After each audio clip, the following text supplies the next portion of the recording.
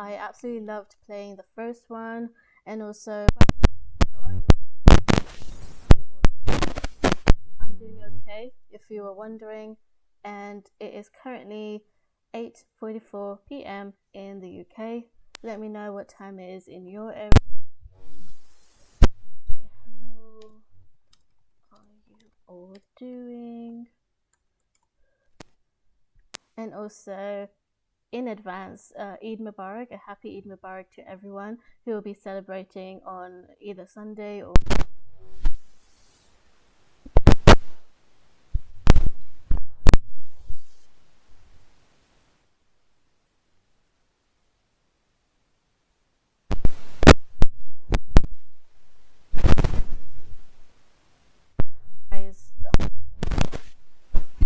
are going through spoilers. So right after I did that play, Ash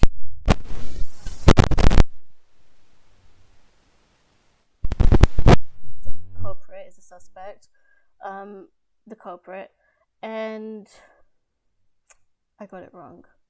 I got everything wrong. I was completely I literally went through all of these. I was completely the culprit was, but yeah, it's not who you think it is. Honestly, it really isn't who you think it might be. Really try to this is evidence.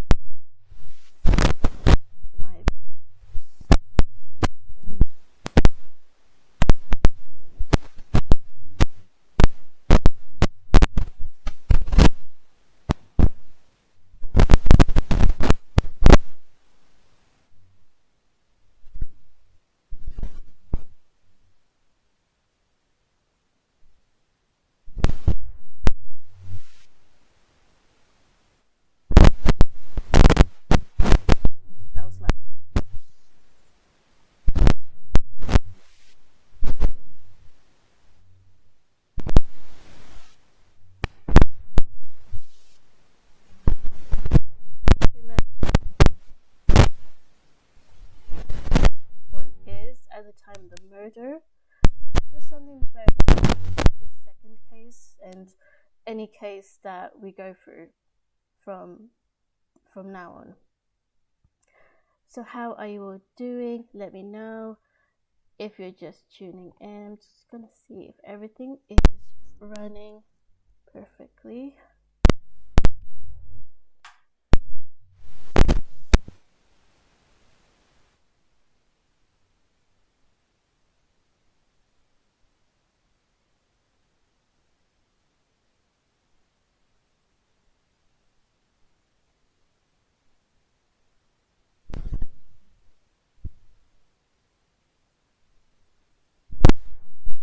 Watching, don't be shy, just comment anything, and please do join in this information.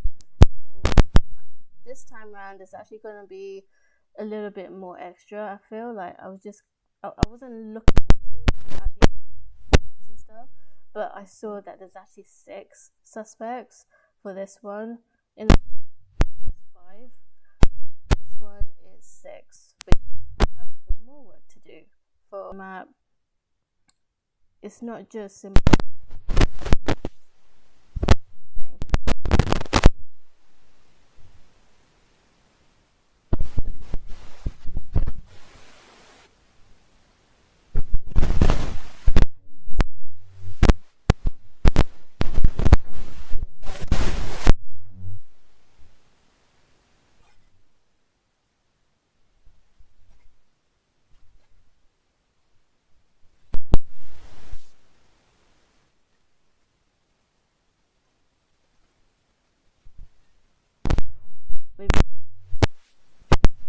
It's digital, so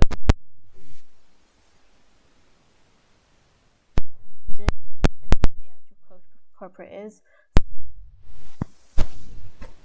To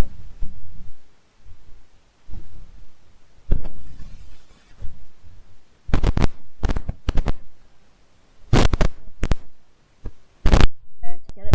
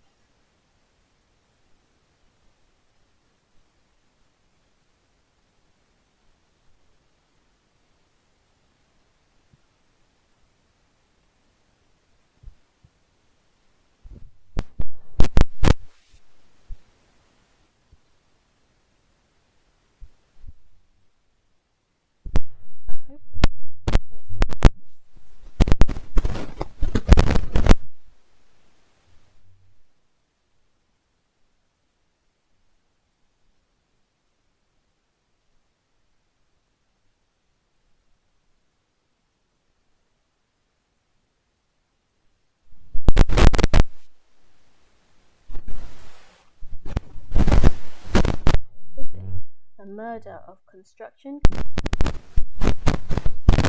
local park in Mercia-upon-Tame. So that's the victim, and he was murdered.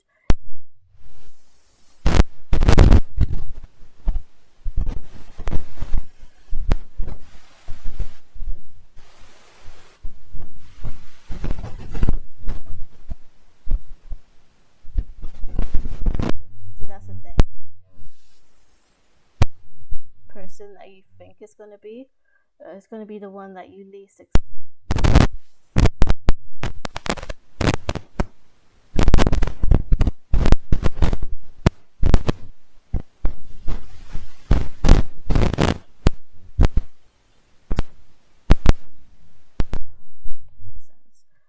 Very interesting. Okay, let's go onto the case now. Just going to check to see.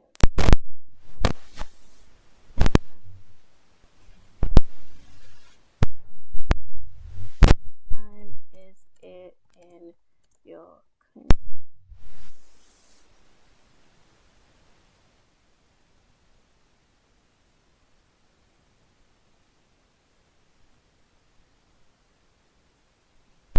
Episode 1, where I was investigating the case of who killed Emily Williams in the Stonewood.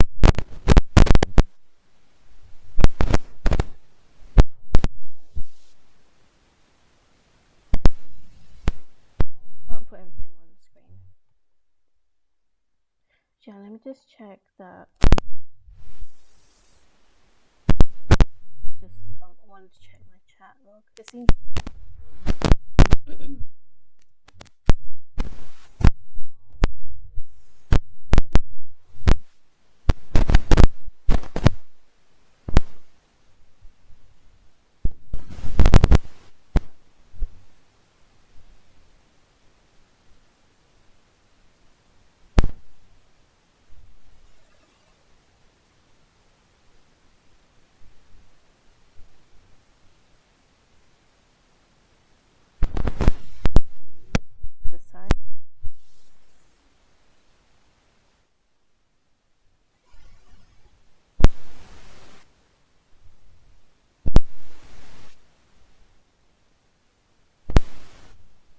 Please take the time to carefully review all the evidence before you make.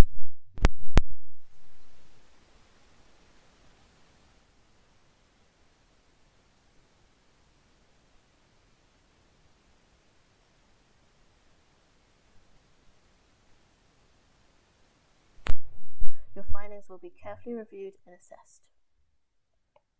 Thank you for your dedication to the cause of justice.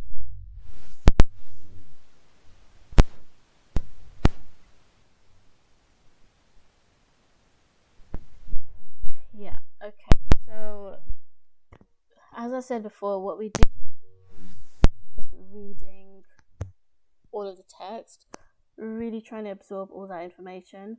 We got to work out the motives for all of the suspects, but not just motive, but also where exactly everyone was at the time of the murder. That's going to be a key factor in all of this, and that's something that I completely overlooked in episode 1. I'm not going to make that mistake again. Hi Stabby Max Stab. There's something off about your audio. Can you hear me?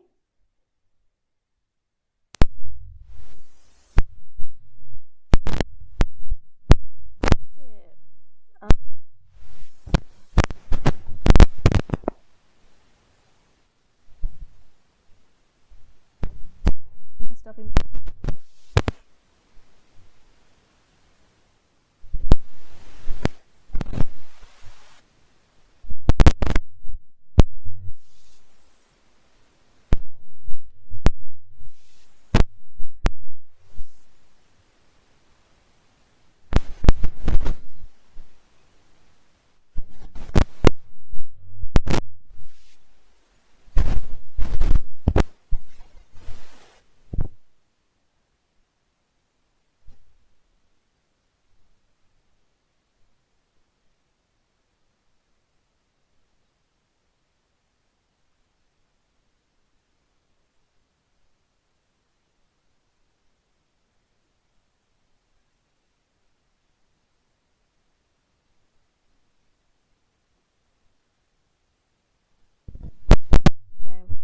is very strange. See what I can do.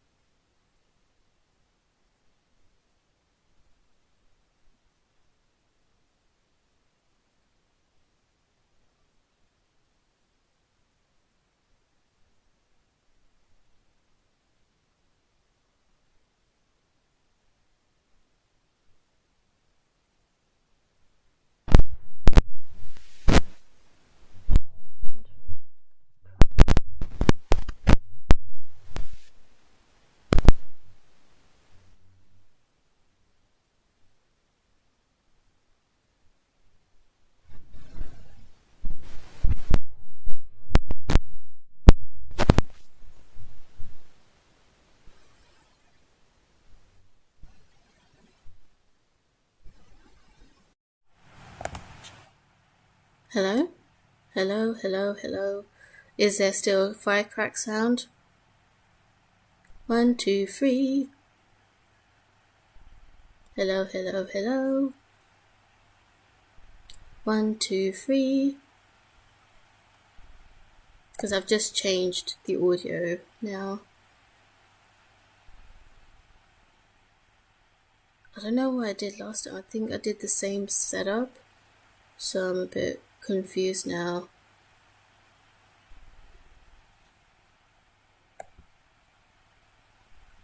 Great, I can hear you better now. Okay, so I just gotta keep that in mind about the audio. Thank you so much, Stabby Stab. I do appreciate it.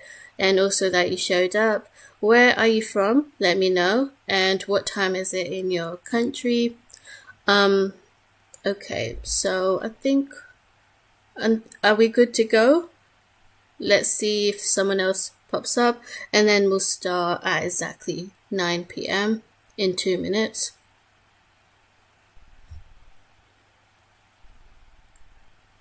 Great, lovely. Thank you, Stabby. You are awesome. Okay, so I know I said we can just start in 2 minutes. Jacob is going to pop up at some point during the stream. Jacob is, he usually shows up in the streams, so he did say he will come up to help out with the case. Oh, you're based in the UK as well? Whereabouts in the UK? I'm from London. It's nice to finally come across someone from the UK because most of my subscribers are from other parts of the world, which is cool as well. Okay, so we're going to be watching the actual breaking news segment now.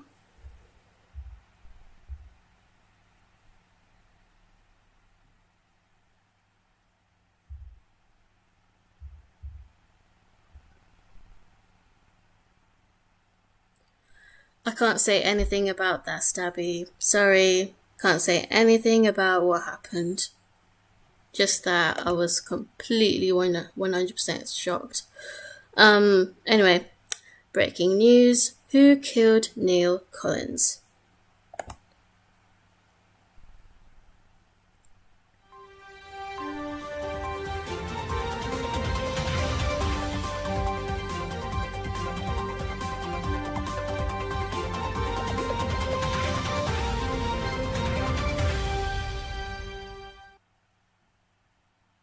And we have some breaking news this evening coming out of Mercia-upon-Tame. Reports are coming in that a man has been found in a serious condition after being attacked in a quiet part of the main park in the small town in Stamfordshire. Our local reporter Gary Potter is live at the scene. What can you tell us, Gary? Oh, they've got another person now. Thanks, Harry. We actually have some new information just given to us by the local police, and that is one person is now confirmed to have sadly died here tonight. One person? What do we know so far? Well, Multiple we know victims? a local man in his 40s was found with a serious stab wound. He was taken to the local hospital, but sadly died upon arrival. He didn't die straight away? It's too early to say why or how this might have happened. Police have cornered off the area and people are being urged to stay away from the park for the time being. What was supposed to be I wonder a big if night he for this saw small who it town, actually was, with the or if big they were cup masked. match taking place just a few minutes away from here. Unfortunately, Whoa. Mercia-upon-Tame is going to be in the press for all the wrong reasons. That's the latest here, Harry.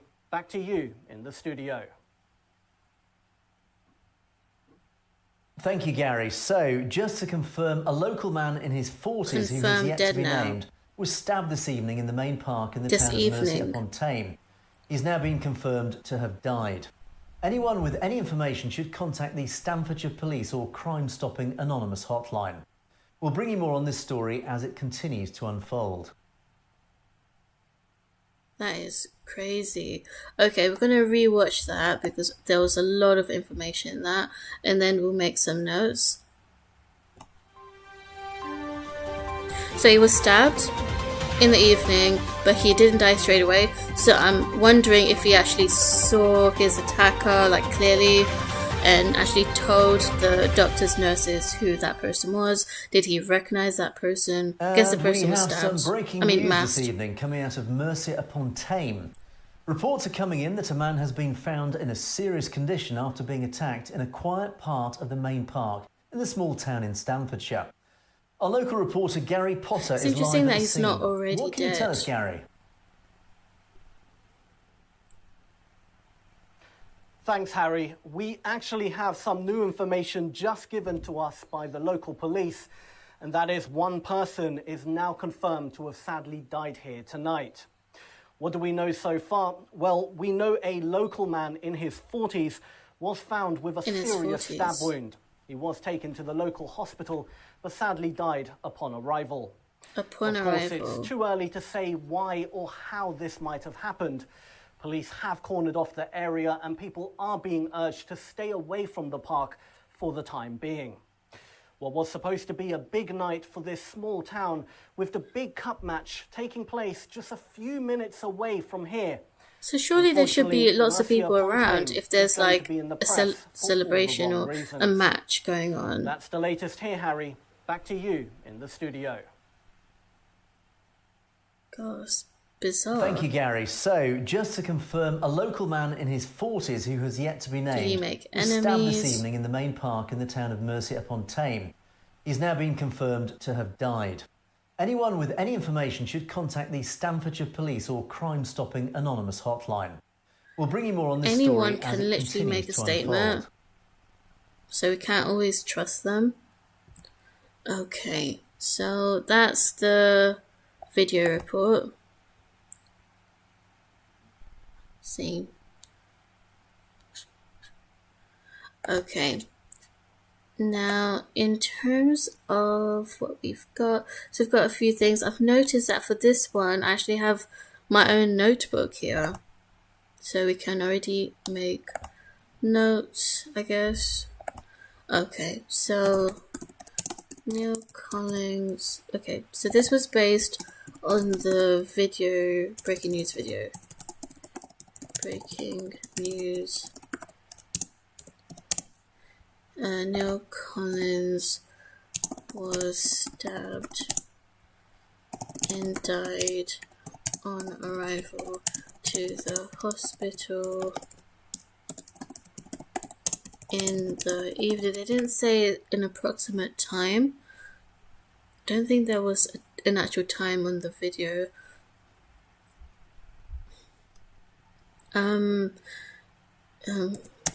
Meanwhile, there was a cup match going on nearby, which is weird. Surely lots of people will be around for that. Are there hooligans that we're dealing with as well? Okay, so far, that's all we've got.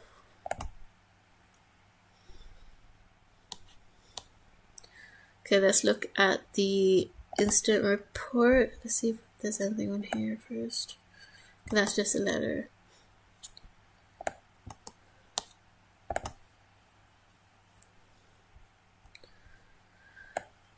Stanfordshire Police Incident Report. So this was taken on the 14th of August 2021.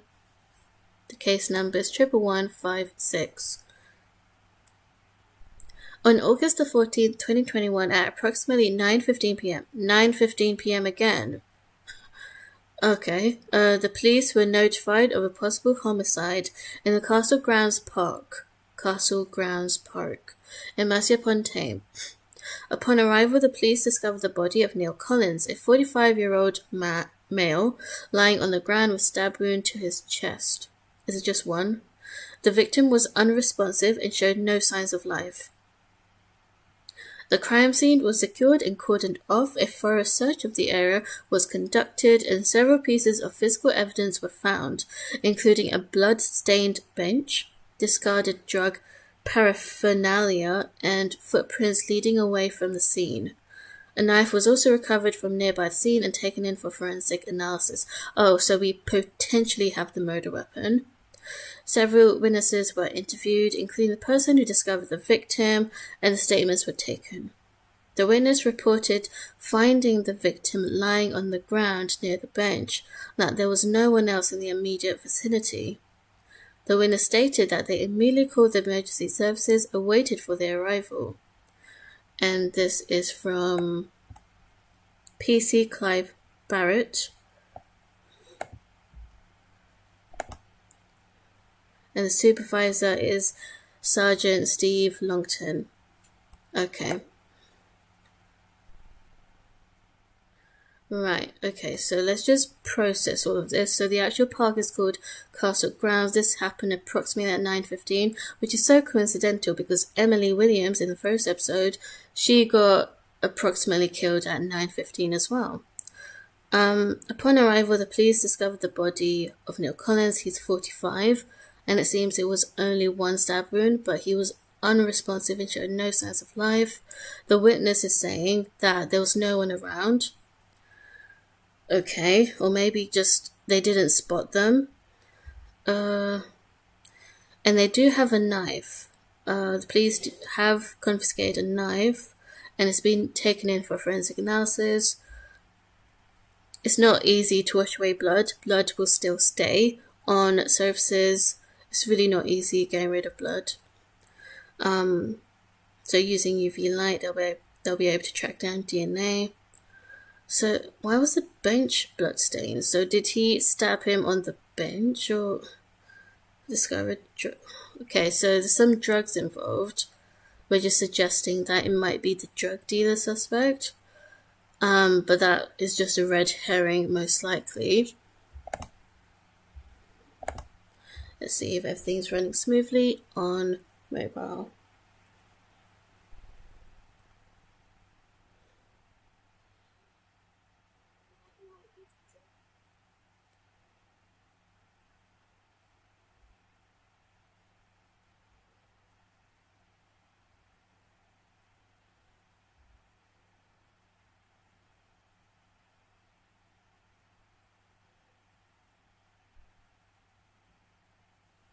Okay, I think, let me see the beginning of, hold on a sec, guys, because I don't think,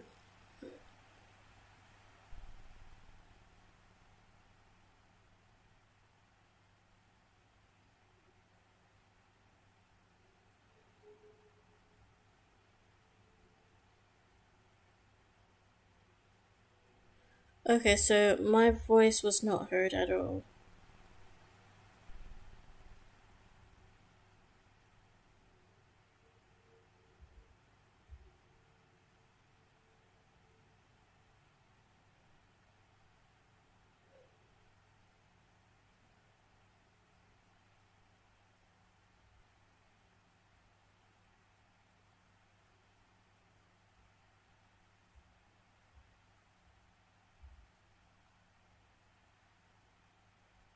Okay, okay, I was just checking the audio for the stream because it was kind of off, but I was kind of heard still. Anyway, okay, so hi Ricardo Music. Thanks for stopping by. How are you and where are you from? Okay, so a thorough search of the area was conducted and several pieces of physical evidence was found, including a blood-stained bench, discarded drug, paraphernalia. I don't even know what that is. I feel like I should research on it. I'll see if they give information about it. If they don't, then we're going to research about that drug. And footprints leading away from the scene. So this person has clearly been very careless to leave behind so much evidence. It's probably their first kill.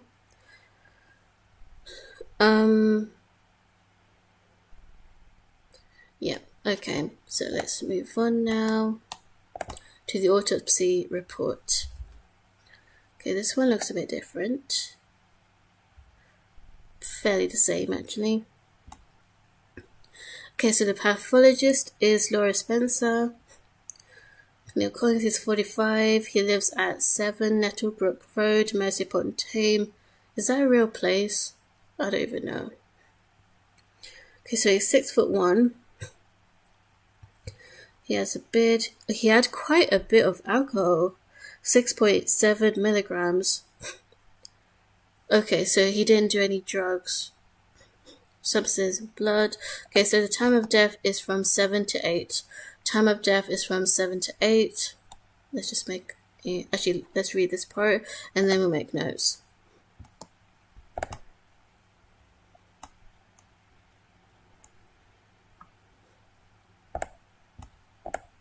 Oh, I can't go.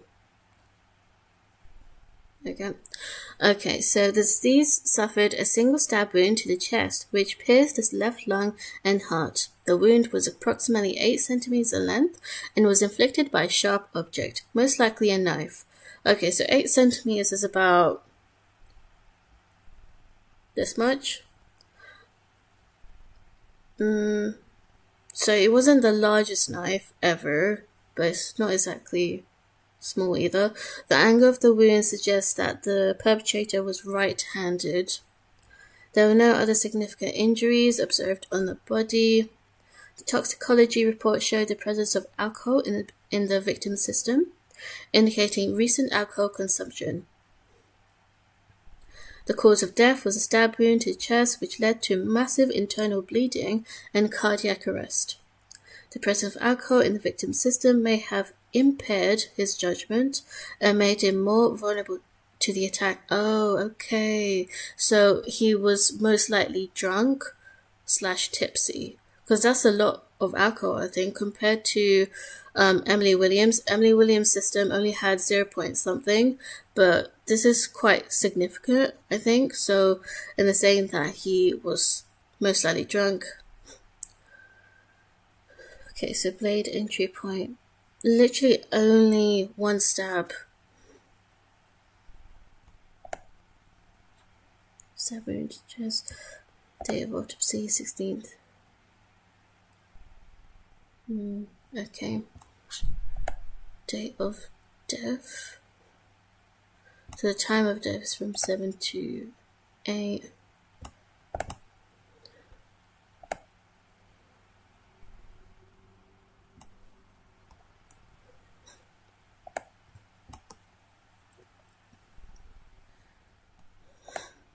Okay. Massive internal bleeding, cardiac arrest. The presence of alcohol in the victim's system may have impaired his judgment and made him more vulnerable to the attack. The left lung and heart. 8 centimeters in length. It was inflicted by a sharp object. The wound was 8 centimeters. Okay.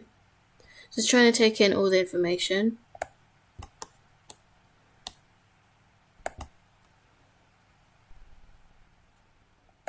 So this was taken on the 14th. So 14th, and the autopsy was done on the 16th at approximately 9:15 p.m. Although the murder was done from 7 to 8. Wait, what? Why did it take... Wait, hold on. Okay, so the death was approximately from 7 to 8 p.m., but the police were notified at 9:15 p.m. So either the stranger came very late or something suspicious going on. So the stranger probably saw the body quite late, or something fishy went wrong here. Because usually it doesn't take the police that long to like finally attend the crime scene. It literally takes like 5 minutes, 5 to 10 minutes. That's a bit dodgy. Also, Neil was intoxicated and possibly more vulnerable to the attack. So was he intoxicated because there was a cup match? You know how people are when there's a match. Or was it just he just drank? That's it. Does he have an alcohol problem? Okay. Does he have an alcohol problem? Or was he just celebrating for the cup match? Okay, I'm just kind of like exploring my thought process at the moment. I don't have much to go on, I understand, but these are just initial thoughts. That's all. I'm actually glad they included this notebook. It would have helped if they had that for the first one. Oh, from Algeria, doing good. Oh, lovely. I'm glad to hear it. I'd love to go to Algeria and North Africa in general. Beautiful place. Okay, so we've got the crime scene to look at now. Ooh. Okay, we've got a few photos this time. Okay, so we've got a crime scene from above. Happened in the park next to a building, but the actual match, stadium, Mercia United FC, it happened on the other road. This is quite risky, is it not? Stabbing someone next to a very public place.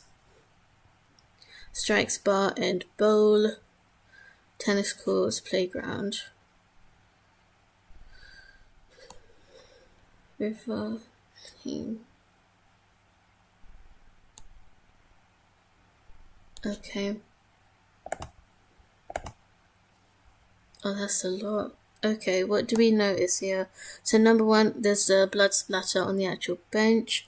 So anything here? We've got like 1+1 or 1+3.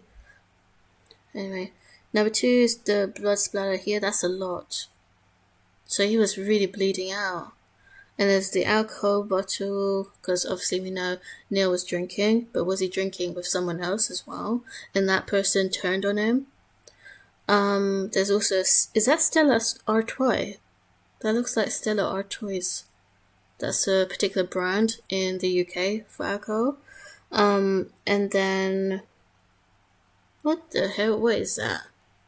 Whoops. I can't quite make out. I thought it was like a knife or something, but that looks like a piece of paper.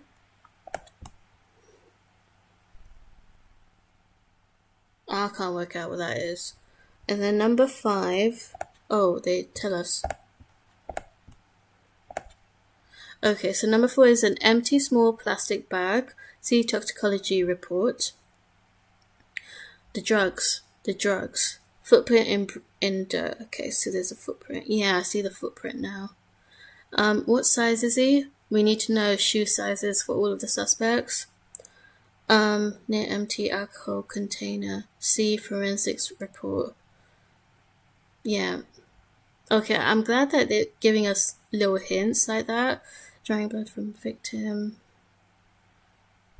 Okay, interesting that the blood sample has not been confirmed as Neil's, but the drying blood is Neil's, because we know he was bleeding out. And then there's this one, another map. Murder weapon found in Evan Hill belongings. Lady Bridge. So this is in Fazley Road. And the crime. Whoa, okay, so that's not even that close. So the crime scene happened here, and then the murder weapon was found fairly close, but not really that close. Okay, that does make sense. The bowling alley, skate park. So whoever lives here... No. If you were a suspect, you wouldn't want the murder weapon to be anywhere near you. Unless you were hiding it. It could play either way. Okay, there's so many different things here. Jubilee, Rose Garden, Bowling Green, Cafe, Venture Ground. Hi, FMBOZ. How are you all doing? How are you all? Hope you all are having a good Ramadan, if you are doing Ramadan.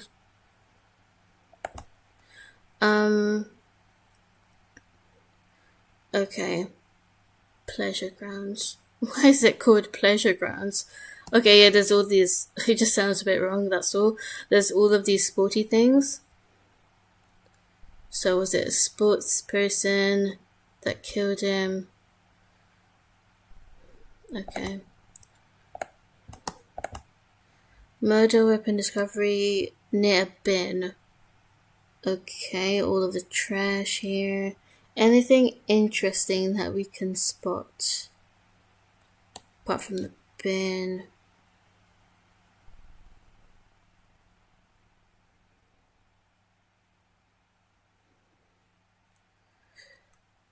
I guess someone who knows the grounds really well, the location really well, that does actually help. Okay. I'm glad that they've given us like these different pictures. Suspect profiles.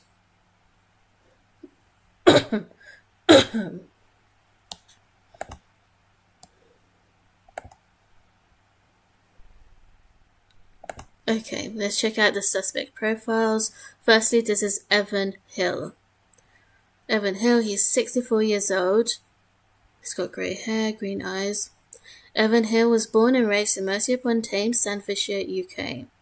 He is the second child of 3, with an older sister named Carol and a younger brother named William. His father, Thomas Hill, was a mechanic, and his mother, Susan Hill, was a stay-at-home mum. Evan attended Mercia High School, but dropped out in his senior year due to personal issues. Evan started working as a construction worker at the age of 18. Damn, that's a long time. He worked for various construction companies and was known to be hardworking and reliable.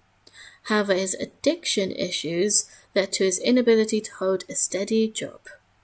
In 1999, Evan began working for a Mercia-upon-Tame construction company, where he remained employed for 10 years until his accident.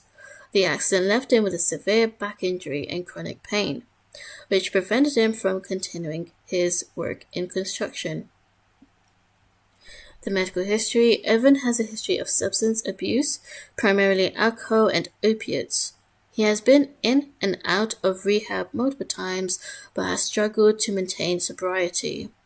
After the accident, Evan's dependence on painkillers increased, further exacerbating his addiction issues. So his father was Thomas Hill, and then mother is Susan Hill. Carol Johnson, his sibling, lives in Mercia-upon-Tame, has limited contact with Evan. William Hill lives in Whitfield, Stanfordshire, estranged from Evan. Now, I was just about to ask if he's married. Evan never married and has no known children. His relations with his family are strained due to his addiction and lifestyle. His criminal record: Evan has a few minor offences on his record, mainly related to his addiction issues. These include public intoxication, possession of controlled substance, disorderly conduct. These were relatively quite a long time ago compared to 2021 when Neil got murdered.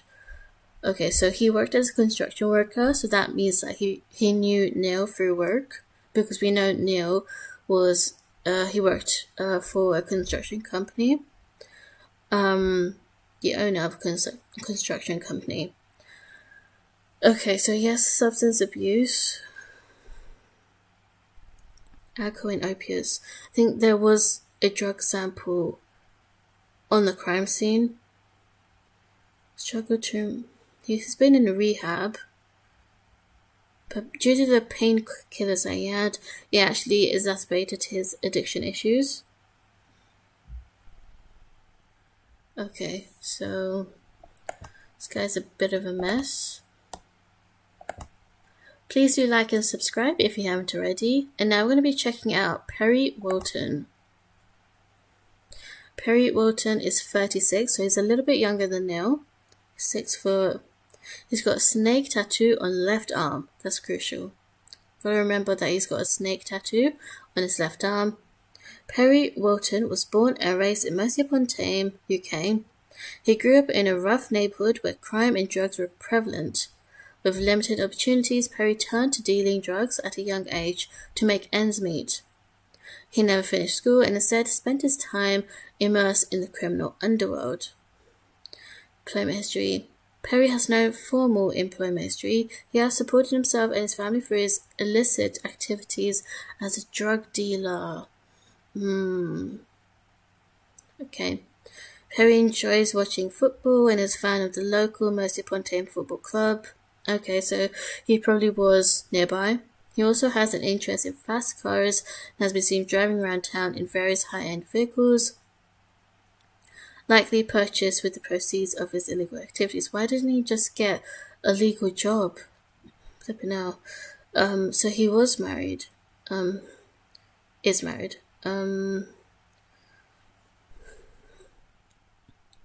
Okay, so Lisa Wilton, his wife, currently in process of divorcing Perry. Guess she didn't know about his drug dealing. Perry's relationship with his wife, Lisa, has been strained due to his criminal activities, and the impending divorce has added stress to his life. Despite his troubled past, Perry is known to care deeply for his children. Okay. Shouldn't be doing drugs if you have children, especially. While Perry has been very well known to the police for his involvement in drug dealing activities, he has managed to avoid any actual convictions. His ability to stay ahead of the game and remain seemingly untouchable has frustrated law enforcement. Despite numerous arrests and charges, Perry has always found a way to escape conviction, either through lack of concrete evidence or by employing a skilled legal team. As a result, his criminal record remains clean, but his reputation within the community and with the police is anything but. Wow. So this guy must be super, super clever to escape an actual, proper charge. I mean, he's been arrested and charged, but he's always escaped conviction because there was lack of concrete evidence. So he's probably found ways to get rid of the evidence or employed a skilled legal team that would work. Man, must have been someone very powerful. Okay. But it seems to me that it's just to do with drugs, and this guy is just to do with alcohol. So what's the connection with Neil? I don't see any big connection going on with Neil. Summer Sweet. What a name. What a name. Can you imagine being called Summer Sweet? That sounds so... It sounds very sweet, doesn't it? If you're just tuning in, hello, how are you all doing? And I hope you're having an amazing day or evening. Okay, my eyes getting a bit watery.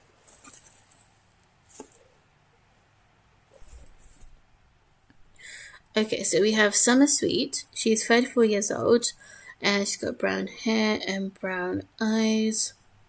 Summer Sweet was born and raised in Mercia-upon-Tame. She had a troubled upbringing and grew up in a broken home. Despite her difficult past, Summer managed to overcome her challenges and transform her life. She had a significant relationship with the victim, relationship with the victim, Neil, whom she met while she was in a final year at school. Despite the age gap, they were together for several years before eventually parting ways. What the fuck? Is Neil a pedophile? Is he a pedo? What is it with these age gap? Like, it was kind of similar in the first case. Ew, this is even more creepy. He's like a man in his 40s. He's literally a man in his 40s, but considering that she's 34 now, then that means they have a 10-year age gap. 11-year age gap. They met while she's in the final year at school. Bruh. But they were no longer together. Sam is a successful business owner who runs a beauty salon in Mercia-upon-Tame. Through hard work and determination, she managed to build a thriving business and a local, loyal clientele. Summer enjoys staying active and keeping up with the latest beauty and fashion trends. In her free time, she likes to attend yoga classes, read self-help books, and spend time with her close friends. Summer's family situation is not well documented. It is known that she grew up in a broken home, which contributed to her struggles in her youth. She has no known children. Summer has a minor criminal record that dates back to when she was in a relationship with the victim Neil. She was charged with cannabis possession, which resulted in a fine and community service. Since then, Summer has not had any further run-ins with the law. Her transformation and dedication to a successful business have kept her away from any criminal activities. I highly respect that. That's good. Okay, so it seems to me Neil was actually into drugs as well, because there's these people here that probably knew him through the whole drugs thing and the alcohol thing, and she got charged with cannabis by being with him. Okay.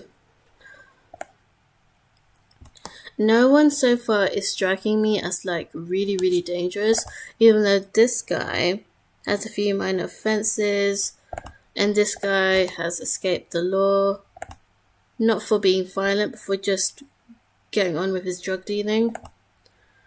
Okay. Max Moore. Max Moore is exactly the same age as Neil, 45. Max Moore is a shrewd businessman who had been in competition with the victim Neil for years. You always try to get rid of your rival. Damn, that's messed up. He runs a similar business. The construction industry has been trying to gain an edge by getting inside look in the victim's operations. Wow. Max grew up in a wealthy family and attended a prestigious university, but he has always been a bit of a black sheep. He has been married 3 times and has 2 children from his second marriage. Jeez. Max enjoys golfing and spending time with his friends at the country club. Okay, so he enjoys doing sports, spending time with his friends at the country club. Max is the owner of Moore Construction Ltd, a company in the construction industry that rivals Neil's business. So we really got to understand these two businesses and how much of a competition it is. Max has been trying to expand his company by taking over some of Neil's contracts and clients. Dude, just do your own thing. Max and the victim were business partners in Max Construction before the company went into liquidation back in 2019. Okay, that's a lot of really crucial information there. Okay. He's been trying to expand his company by taking over some of Neil. Is that even legal to do that? To take over some of Neil's contracts and clients? I mean, I guess it is legal, but it's just shady. Max enjoys playing golf and socializing with his friends at the local country club. He is also interested in classic cars and attends car shows regularly. So because he enjoys golf and socializing with his friends, then he most likely was right next to the crime scene. He definitely was close. So that's something to keep in mind. Max has been married 3 times with 2 children from his second marriage. He has a complicated relationship with his children who are now teenagers. No wonder. The guy's been married 3 times. Max has a fairly clean criminal record with no serious offences. He has had a few parking fines and a speeding ticket in the past, but these minor infractions have not significantly impacted his life or reputation. Max has managed to keep his hands clean in his business dealings and maintain a polished image in his social circles. He's trying to be as clean as he can. It's the one that you least expect. Just saying. Hi, Aftab Sikandar. Hi, Sharon. How are you? Hope you're doing well. It's great to see you. Hi, it's great to see you too. How are you doing, Aftab? I'm doing well, thank you. Ramadan has been going okay, and I'm glad to be doing another case. I'm glad to see you here. It's been a long time. Thank you for showing up. Okay, so let's just go through all of these and then I'll give you my thoughts. Kelsey Wilson. She's 42, so only a few years younger than Neil. Kelsey Wilson is the victim's current partner and has been with him for 2 years. She met the victim, Neil, through a mutual friend, and they hit it off right away.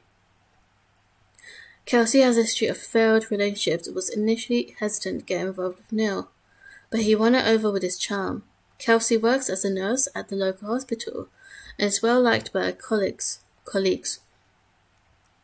She has a son from a previous marriage, Cody, who is currently attending Mercia-upon-Tame College, and that's the next suspect, the son. Kelsey has been working as a nurse at Great Hope General Hospital for the past 15 years. She is known to be dedicated, caring, and professional in her work. It's the ones that you least expect. Kelsey enjoys reading, gardening, and spending time with her friends and family. She is also an avid runner and participates in local charity races. Kelsey has a son, Cody, from a previous marriage. Cody is currently attending Mercia-upon-Tame College. Kelsey has a good relationship with her son and they're quite close. In terms of criminal record, she is completely clean. She has never been involved in any illegal activities and has maintained a good reputation in her personal and professional life.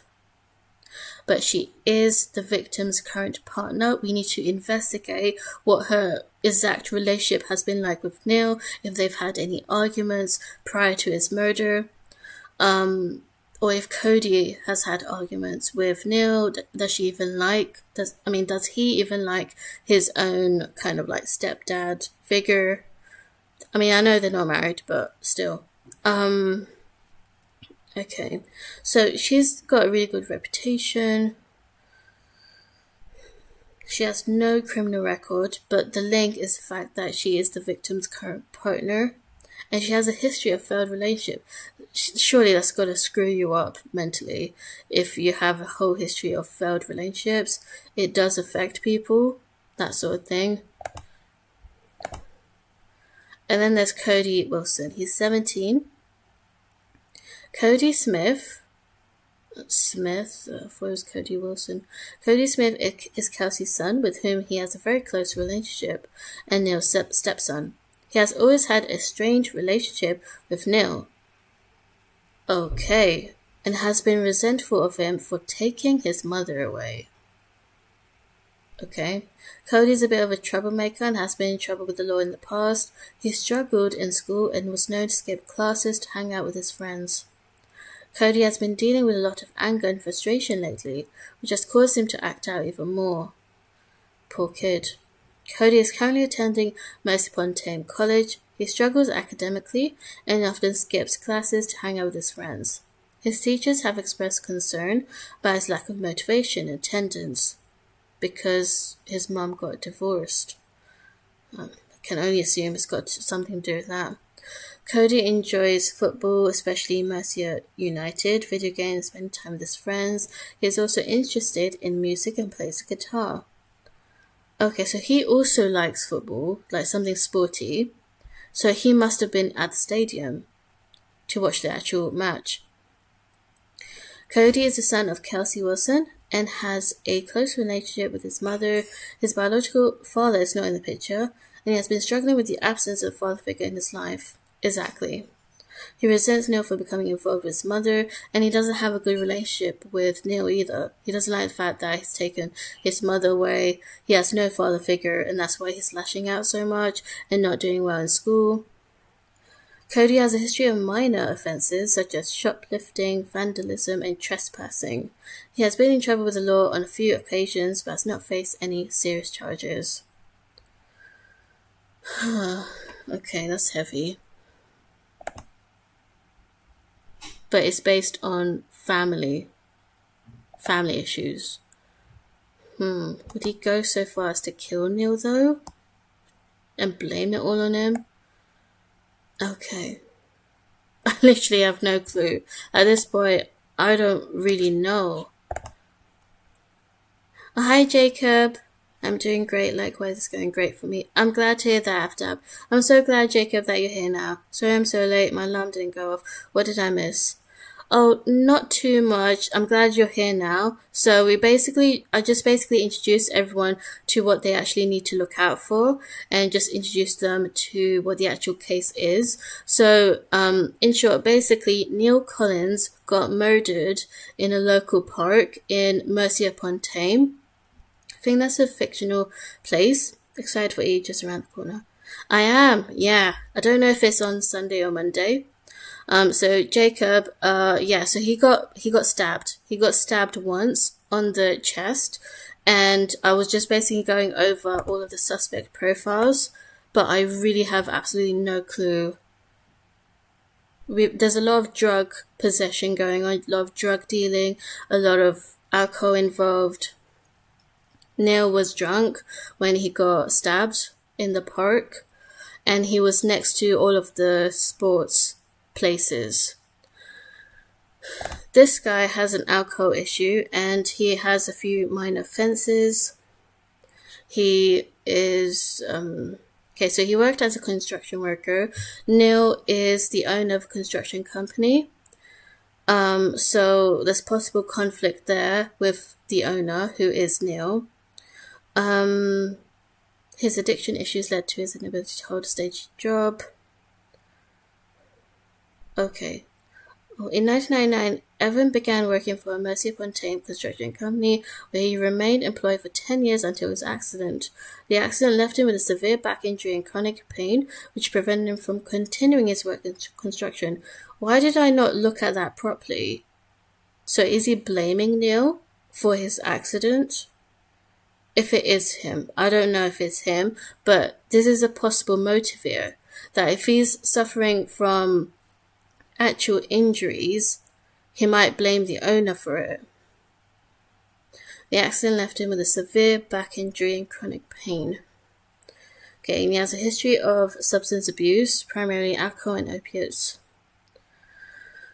Okay, and then this guy is a proper next level drug dealer boss, but he has escaped conviction. He has been arrested and charged, but he has always escaped conviction just because there's been a lack of evidence and for employing a skilled legal team, which I find that this guy sounds quite dangerous, but he doesn't sound violent, but then again, he's someone that I feel we need to look into a bit more. He does enjoy football, and he is a fan of the local Mercia-upon-Tame football club, which means he probably was there next to the actual crime scene. And I will show the map again. So for a very long time ago, she was in a relationship with Neil, the victim, but she's not the current woman. I don't see a motive, to be honest, because she only got like a minor criminal record, like a minor charge for possessing cannabis. It's not much to go on. Like, why stab someone now? I don't think it's summer. Like, there's nothing to pinpoint. And then this guy is literally a competition rival, a company rival, business rival, sorry. He's a business rival because he owns more construction. So he actually has a motive by being Neil's business rival. Max has been trying to expand his company by taking over some of Neil's contracts and clients. Max and the victim were business partners in the Max construction before the company went into liquidation. He also likes sports, and he likes socializing with his friends. The same can be said for Cody. He likes socializing with his friends a lot, and he does enjoy Mercia United, so he probably was there next to the crime scene.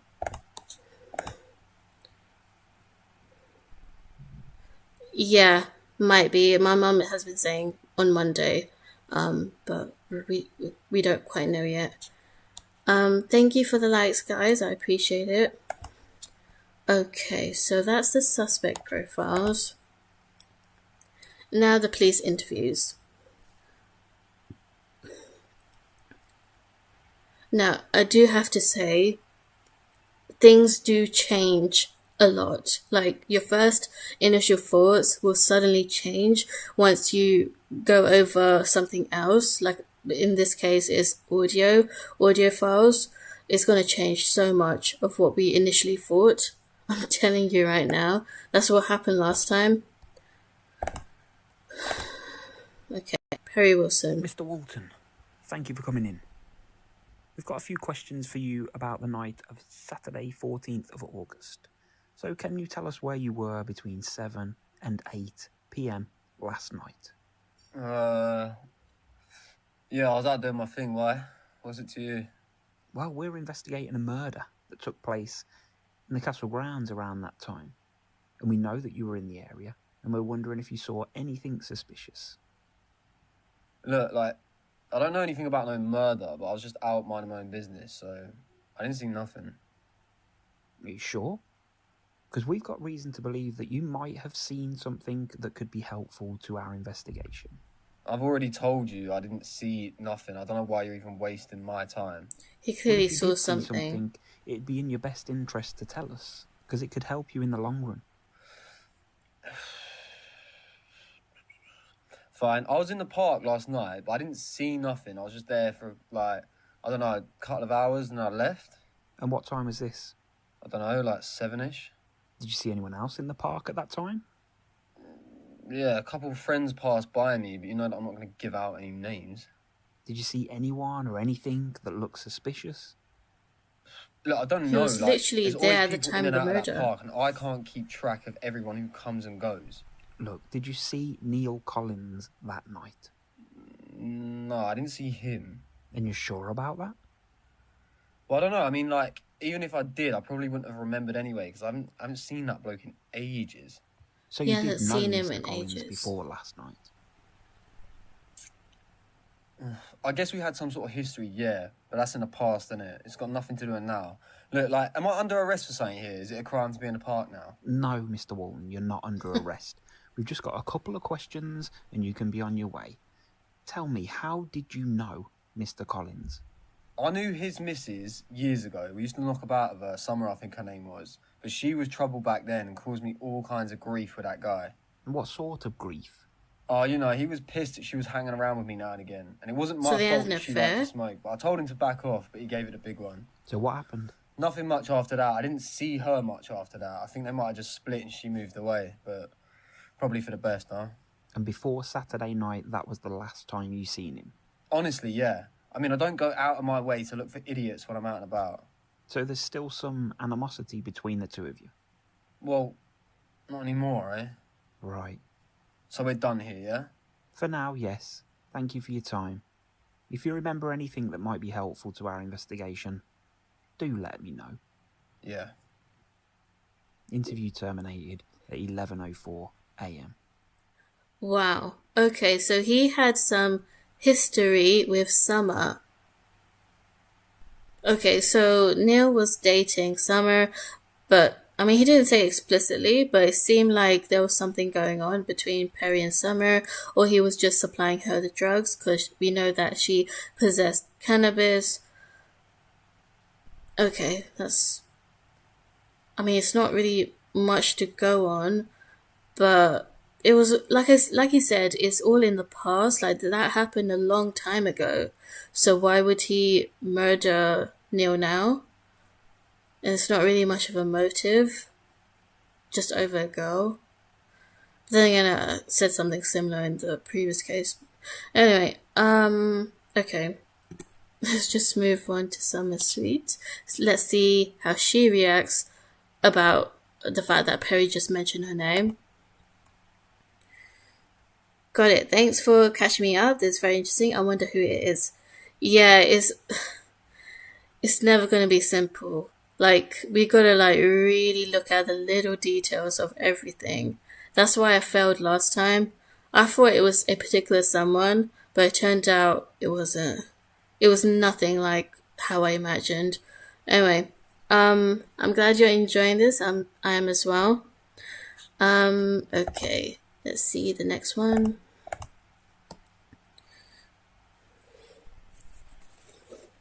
Just gonna blow my nose.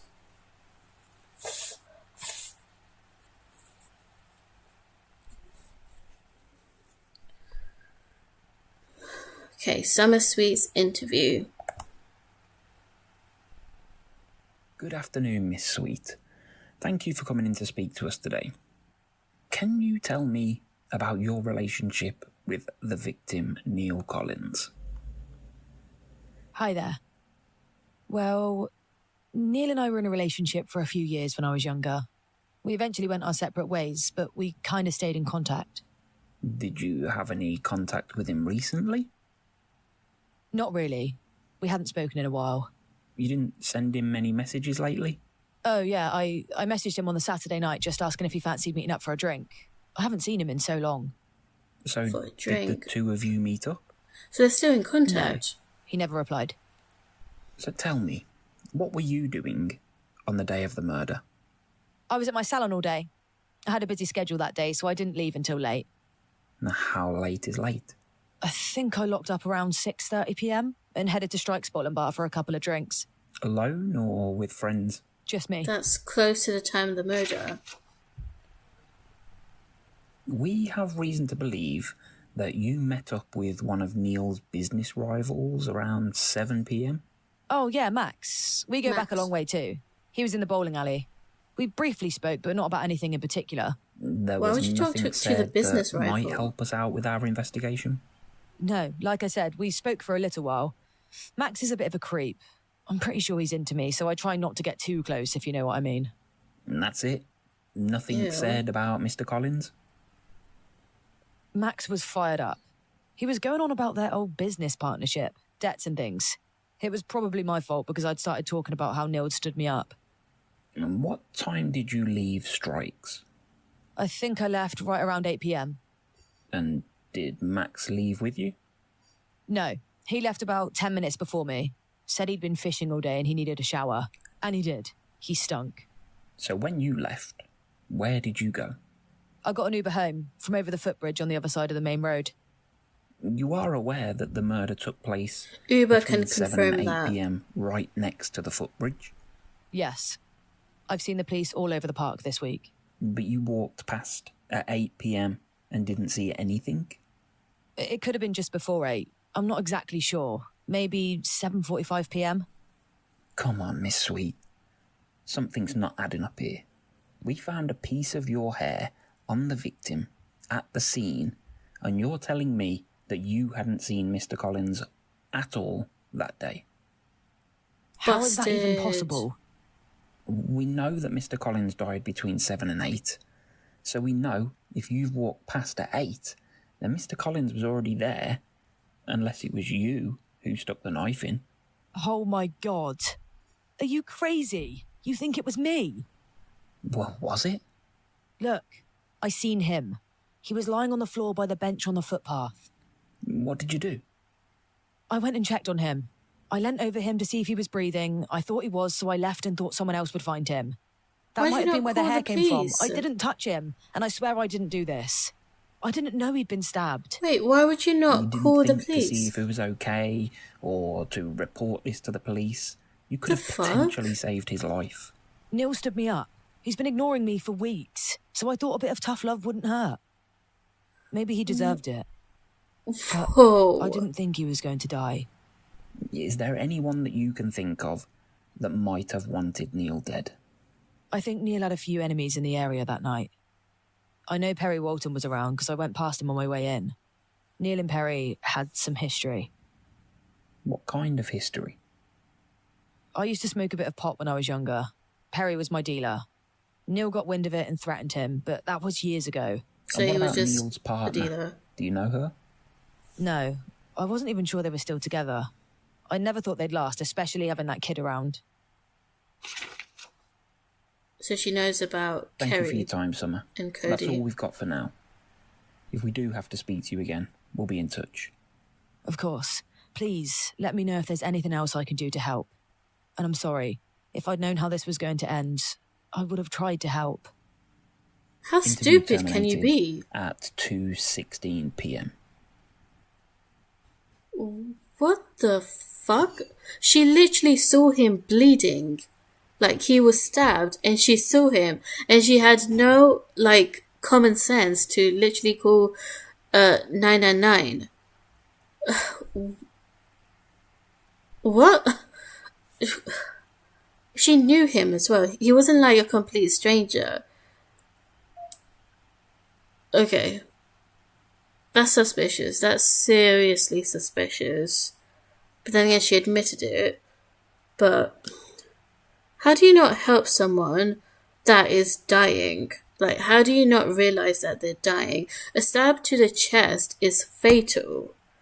Almost fatal. What? Damn. Like, she was like, oh, a bit of tough love with her. What the fuck? I gotta say, what the fuck? Damn.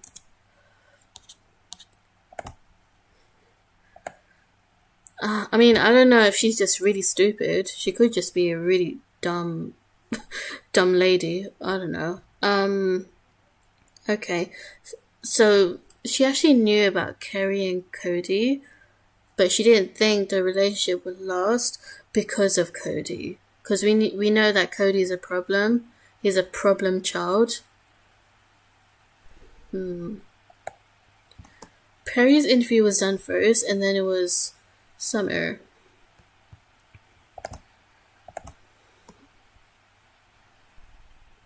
See what time it is.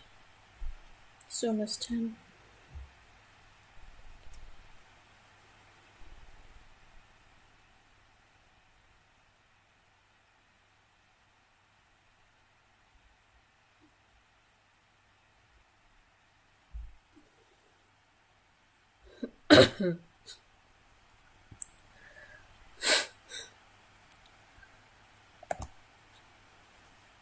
Good afternoon, Mr. Hill. Thanks for coming in today. How are you feeling? Not great, to be honest. I had a rough night. I understand. Listen, we need to ask you some questions about the incident that occurred in the park on Saturday evening, the 14th of August. Evening. Were you in the park at that time? Yeah, probably I was. I sleep there most nights. Can you remember anything sleeps unusual or there. suspicious in the park from that night? He's homeless. I don't know, let's think. Yeah, the night the chap got stabbed. That's right. We believe it happened around 7, 8 o'clock. You know what? I do remember that night. I seen this chap arguing with a woman up in the trees by the bowling alley. They were shouting at each other and things looked like they were getting pretty heated. Do you know who the woman was? No, I've never seen her before. But the guy, he was getting really aggressive with her and I didn't like it. What did you do when you saw the argument? I went over and tried to calm things down. I didn't want anyone getting hurt. And then what happened? Well, the chap got really angry and started coming at me, punching me in the face, and I fell to the ground. Don't remember much after that. Did you Was he see anyone drunk? else in the park that night? No, I didn't. I was just minding my own business, trying to get some peace. Evan, we found your DNA on a wine bottle that was found at the scene. Can you explain how that might have got there? Well, Because he was drinking. when I went over to see what they were shouting about, I must have dropped it. When that chap smacked me, I found the bottle in the park earlier that night and took a swig. We've got a witness that says they seen and heard you shouting threats towards someone around the time of the murder. You were heard shouting, and I'll quote, "Just you fucking wait." Who were you shouting at, Evan?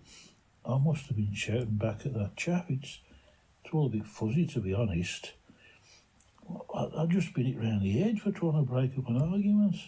So you were shouting at the couple arguing? I was shouting at the chap who smacked me. And did anything else happen after that?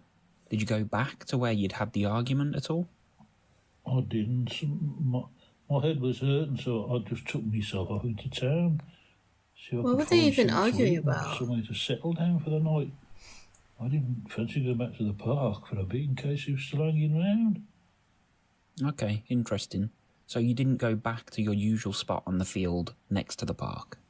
No, not until the early hours. Why? It's okay, Mr. Hill.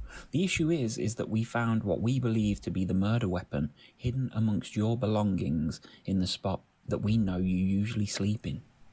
Oh, You're shit. Joking. Well, I haven't got a clue how any of this got nothing to do with me. You see, the problem is here, Mr. Hill, the evidence is really stacking up against you here.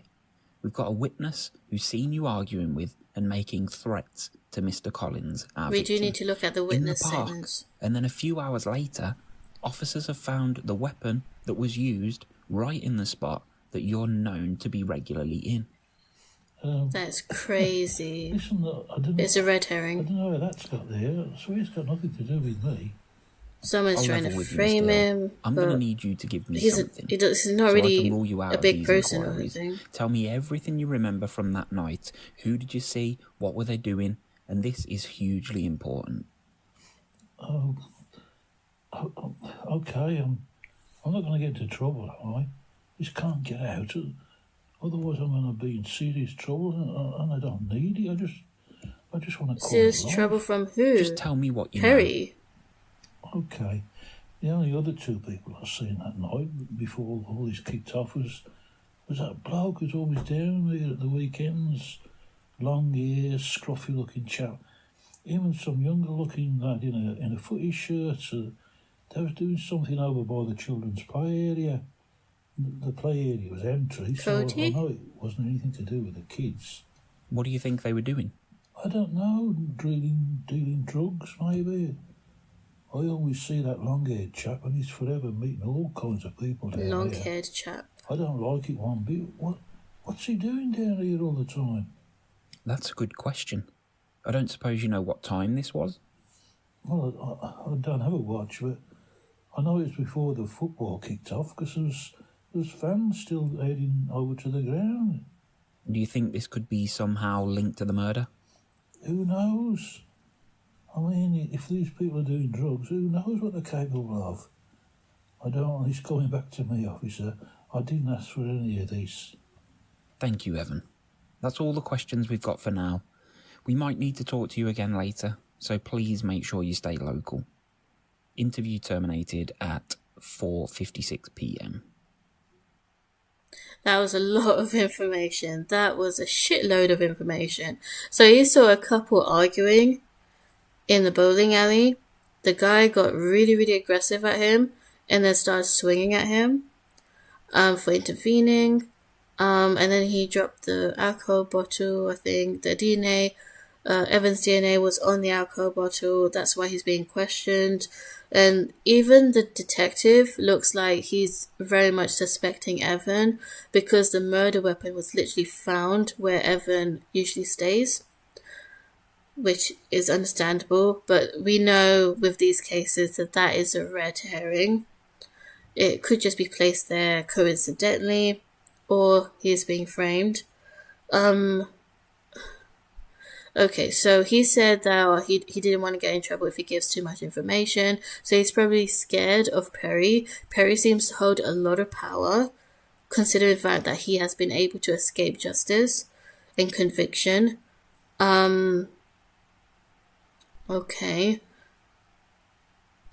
Something about Cody.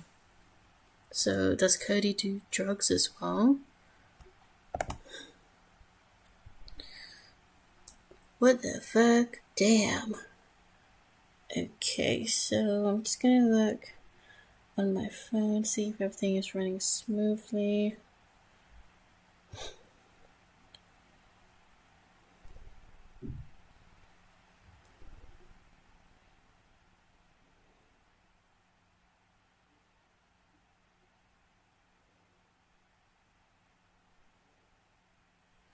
Okay. Everything running smoothly. Next interview, got 3 more to go through. Good morning, Mr. Moore. Thank you for coming in today to speak to us. Of course, yeah, anything to help with the investigation. Let's start by talking about your relationship with the victim, Neil. Can you tell me a bit about how you two got acquainted? Well, I've known Neil since we were kids. We grew up in the same area, around the same people. We decided to go into business together back in early 2018 with Nemax Construction Limited, before it went into liquidation towards late 2019. But since then, we've been competitors in the construction industry. And what happened with the business partnership? Why did Nemax Construction only last for just short of 2 years? Yeah. To be honest, we were doing everything right initially. We landed a big development here in Mercia-upon-Tame, but the investors pulled the plug on it after we'd already started construction. It left us way out of pocket, left us with no alternative really to wind the company up. Did the collapse of the company cause any tension between the two of you? I guess it did. We ran into some debts along the way and neither of us really wanted to take responsibility, so a few words got said. Debts. Nothing more than that though. Okay, so that's a motive. So there's been a bit of tension between you since? Look, construction is a cutthroat industry at the best of times. We're all trying to get ahead, and when you've got history with your competition, it's always going to cause tension. But that doesn't mean I had anything to do with his murder. Let's talk about the day of the murder. Tell me, Mr. Moore, what were you up to? Who did you see? Who did you talk to? Well, I had a pretty stressful week at work with one thing and another, so I decided to take myself fishing down the River Tame. Fishing? I was there from around 11 o'clock in the morning all the way through till about 6:30 in the evening, after packing up my stuff. Just before the time of the murder. Was there anything unusual about that day? Did anybody stop by, or did you notice anyone hanging around? Summer. Neil's stepson Cody dropped by right while I was packing my gear up. He was all fired up for the Mercia United game. He was he asked there. me for a lift over to the ground, but I did have plans, so I couldn't. He walked back to the car with me. Didn't Summer say that she met Matt? I probably would have gone myself if I wasn't meeting someone. Did he mention Mr. Collins at all, or his mum maybe? Not that I recall. I don't mind the lad Cody. Always had time for him, but I really couldn't care less about his mum or stepdad. No offence. I think Cody knows that too. He doesn't mention Neil to me. Did Cody have issues with his stepdad? Doesn't every teenager have issues with their parents? That's true. Nothing or nobody else in the area that stands out in your memory? No, nothing that really stands out. It was quite quiet in the park that night.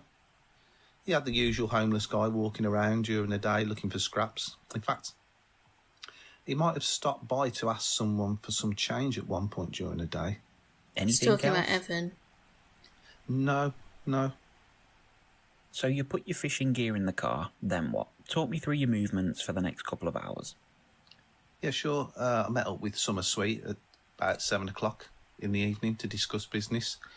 Admittedly, we did talk about Neil and how frustrating it was to be in competition with him. Then after our meeting, I went straight home, I did. You talked about Neil and how frustrating it was to be in competition. I wonder if they got into a relationship. Did you ever discuss anything more serious than frustration? No, nothing like that. It was just business talk. And you're sure about that? Because we have reason to believe that you may have had some ill intent towards Neil. No, I swear I didn't. We've been told that you were pretty angry during your meeting with Summer. Do you have any comment on that? Now look, I admit that I was frustrated, but that doesn't mean I had anything to do with Neil's murder. I've been in this business for a long time, and I know how to keep my hands clean. Okay, let's talk about the murder weapon. We found a hunting fishing knife with your fingerprints on very near to the crime scene. Now I want you to think long and hard about this. Explain to me how it got there. My knife? That's ridiculous. It was stolen from my car earlier that evening. I called 999 and reported it to the police. You must have a record of that. We do. We have the call log and a recording of the call. You mentioned in the call that you put your fishing gear in the car just before 7. That's right. I packed up, dropped my gear in the car, which was parked outside Strike's Bar and Bowl for the day. And So you went did back Summer to your car steal it? around 7:45 and noticed your car had been broken into? No, I got home before I noticed anything. I pulled onto my driveway, went to unload my gear from the back seat and noticed the handle was broken. When I finally got the door open, I noticed my tackle box was also open. Or it could be And Cody. you noticed the knife missing. Oh, there was a few things missing. My new Nash Bite alarm and some fox fishing gloves I literally got that morning. And what time was this? Oh, it must he have was been about robbed. 8:30 p.m. I don't live too far from the park. I've probably got my... I know I've got my Ring doorbell footage from the exact time and I can send that to you. That would actually be That most would be helpful. really helpful. We spoke to Miss Sweet, and she said that she seen Mr. Collins lying on the floor a few minutes after you'd left Strikes, but you didn't see anything. No, I seen nothing. I headed straight out the bowling alley to my car and headed home. I might have stood and had a cigarette for a couple of minutes, but I didn't head up to where the police cordon was. Look, I might have been frustrated, but I would never resort to violence, and I certainly wouldn't be stupid enough to use my own knife. Okay, we'll keep that in mind. Thank you for your time, Mr. Moore. Interview terminated at 11:15. It was his knife. Again, very suspicious, but I think it's another red herring. He's got motive though. There was debts to pay. He was very angry at Neil just before the time of the murder. But he was saying that he wouldn't actually physically hurt him. He was robbed. So was it Cody? Was it Evan? So many questions.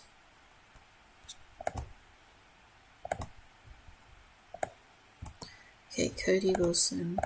This is going to be really something quite substantial, surely. Hi, Cody. Thank you for coming in to talk to us. Now, I know this can't be a good time for you, but we need to ask you a few questions about what's happened to your stepdad, Neil. It's okay. My mum shook up, but I'm okay. I'll try and help in any way I can. Can you tell me about your No sadness relationship with whatsoever. Neil? We didn't get along. He got with my mum years back, but I never saw him as a father figure. Did you have any issues with him leading up to the day that this has all happened? We argued at times, but that was normal. He was always telling me what to do. Okay. And your mum? How were her and Neil getting along? They're okay. You know, just the normal relationship stuff going on. My mum wouldn't hurt a fly. She always tries to keep the peace at home. Nothing that stands out in particular that might be of any significance? Well, there's been this other woman kind of in the picture. Summer, her name is, bitch. I know Neil and her had history, and I think it might have been causing some issues. A And they did neighbour meet up. overheard you talking to your mum in the garden about getting rid of someone the day of the murder. Can you explain that to me? I Wait, don't what? remember saying that. I think it might have been causing some issues. A neighbour overheard you talking to your mum in the garden about getting rid of someone the day of the murder. Can you explain that to me? I don't remember saying that. Maybe they misheard me? Okay. Do you know this Summer woman? Only from what my mum's told me. Tell me Okay, about so the argument evening was of the 14th mum of finding August. out about it. What were you doing during that night? It was the cup match for Mercia United against Stonewood. I was in the ground watching the game. What time did you get there? Well, it was a 7 o'clock kick-off, so, I don't know, about 6:40 p.m. And did you go straight from home to the game, or did you do anything before that? I walked through town, grabbed some cash from the cash machine and headed through the park down to the ground. You Okay, see cash machine. We anyone can or look at the hear bank anything out of statement. the ordinary on your way? I do remember seeing Max. He was just packing up his fishing gear down on the River Tame. Max Moore. Your Okay, stepdad's so old business that's partner? alibi confirmed. Yeah, him and Neil never got on, but I didn't mind Max. He always had time for me. Did you speak to him? Just in passing. I asked him how he'd got on with the fishing. And he said, He said it had been a good day. He was well pleased with himself. did he mention anything else? Where he was heading, maybe? Just he was off to grab a few drinks, that was it really. Did you see anyone or anything else on your way to the football? Not that I remember. Okay. What time did you get All home of them are that saying that night? they haven't I seen don't even anything. remember what time it was, to be honest. My mum was home though. Maybe about 8:45 p.m. So you missed the end of the game? Huh. We were 3-0 down, so it was pointless staying till the end. I left a bit early and headed home. And it was just the two of you at home then? Yeah, until the police rocked up at about 11 p.m. with the news. Okay, Cody. Thanks for your help. You're free to leave, and please give our best wishes to your mum.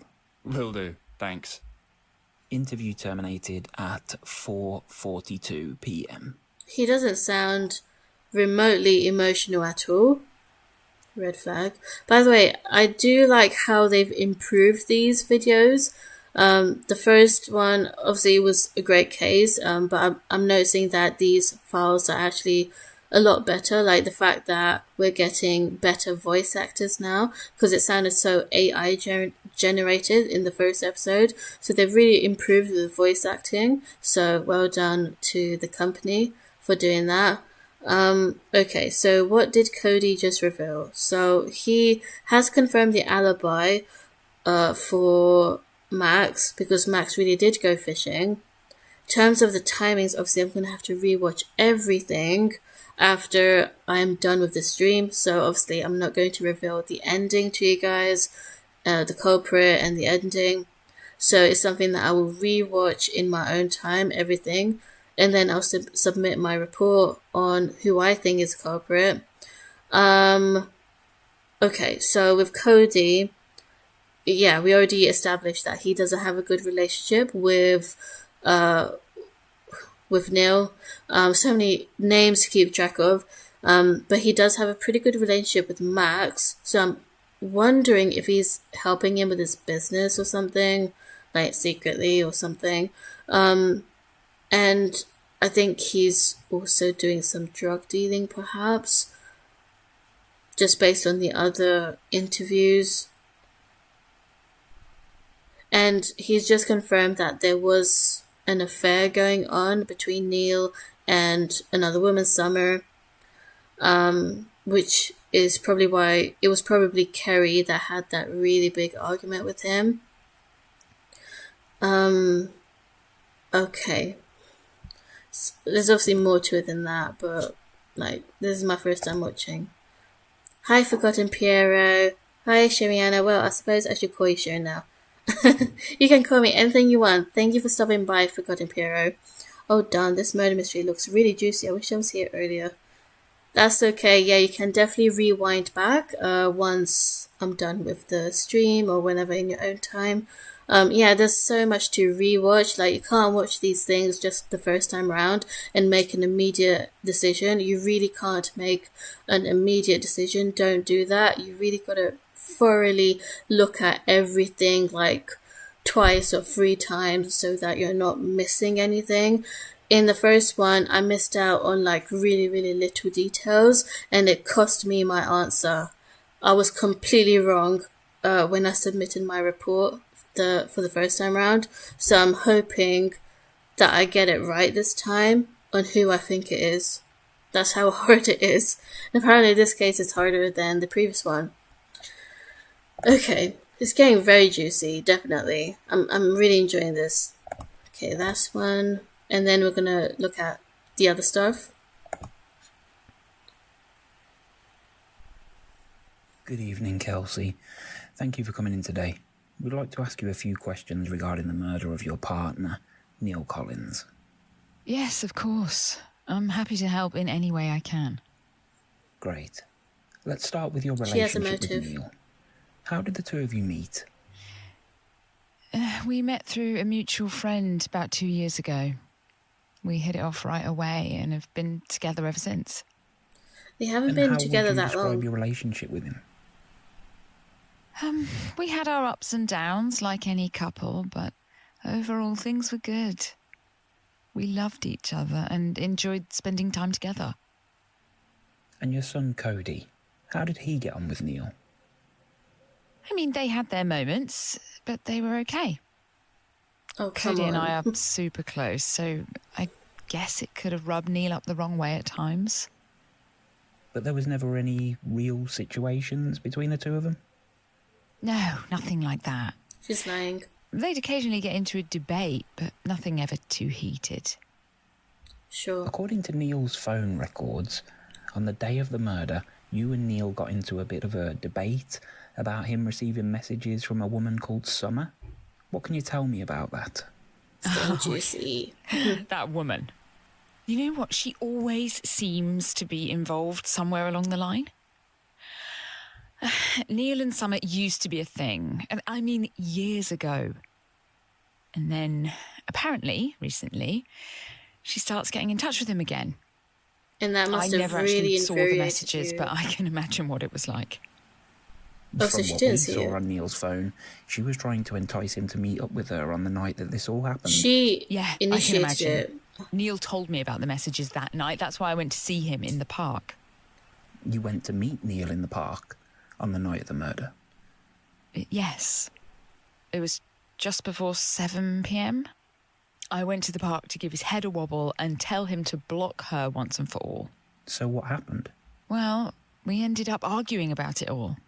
I didn't told want to Neil when we block got her? together, I've been messed about so many Fucking hell, you times should have before, and I blocked wasn't that about to be bitch. caught up in more drama. And how long did all this go on for? Oh, not long. It got a bit out of hand, and then some scruffy-looking bloke came over shouting the odds, so I just walked away and went home. And Neil was fine when you left the scene? He was absolutely fine. He'd had a drink, though, I could tell that. You just mentioned a man came over shouting the odds. Did you recognise him at all? No, never seen him before. He looked like he needed a good wash, though. I don't particularly like it in that park, especially at night. There's all kinds of dealings going on, fighting, shouting, all sorts. Dealings. Do you remember seeing anyone or anything else that might help us out with our investigation? Honestly, no. I didn't think much to it at all. I just went home and waited for Cody to come home from the football. I figured I'd just let Neil cool off and that he'd be back home at some point later on. Okay, that's great. What can you tell me about Max Moore? We're aware that there may have been some issues between him and Neil. Yeah, Neil and Max had unfinished business, literally. They used to be business partners, and things went sour pretty quickly. They were real good friends growing up, but how things change. Did you know of anything recently that might have happened between the pair of them? Not really. I know they're always disputing who was in the wrong for the collapse of the business, but nothing happened lately that Neil mentioned to me. Thank you, Kelsey. Yeah, it was a long time I ago. can't begin to imagine how difficult this has been for you. But the debts we might need to be need to talk paid. to you again if we do have any more questions. Of course, anything to help find Neil's killer.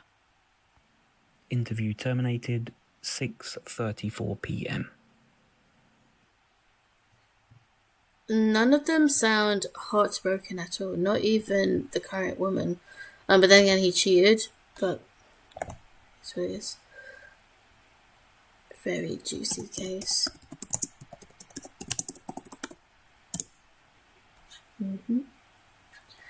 Please like and subscribe. Okay, so that is a lot of information to take in. I don't know if I'll be able to go through everything in this, so I'll probably...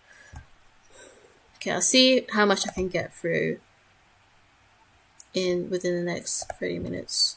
Okay, so there's a forensic biology report. Let's have a look. Okay, so this is to Sergeant S. Longton, murder 16 August 2021. Forensic biology analysis were performed between 14th and the day of this report. Hair strand found on victim clothing. Hair strand found on victim clothing. 2. Blood sample from nearby bench. Blood sample back of swap from... Okay, so Summer is looking very suspicious.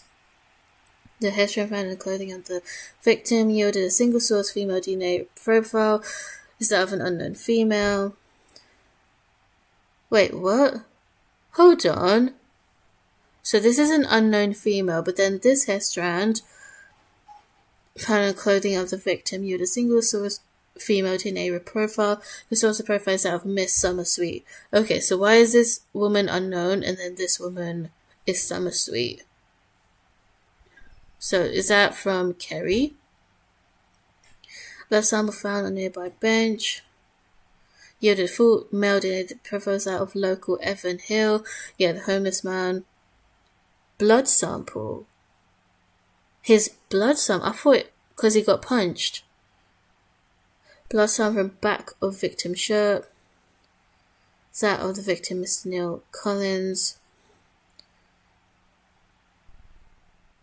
Blood from the back. Okay, swab from alcohol container. Okay, the swap from the empty alcohol container yielded a single source male DNA profile. The profile is that of Evan Hill. And then the swab from the small plastic bag with powder residue yielded a partial male single source male single source DNA profile. The profile is that of an unknown male, number 2, awaiting toxicology report on substance. Okay, we need to crack down on this and this, but I'm pretty sure that's Perry. Could be Evan. Fish will be provided if samples are in. God, this is so small. No findings were made of any investigative information obtained or sample deletion. All relevant samples have been retained by the police department. Contains conclusions based on the interpretation opinions below side. Cassine. Okay, need to look at this part.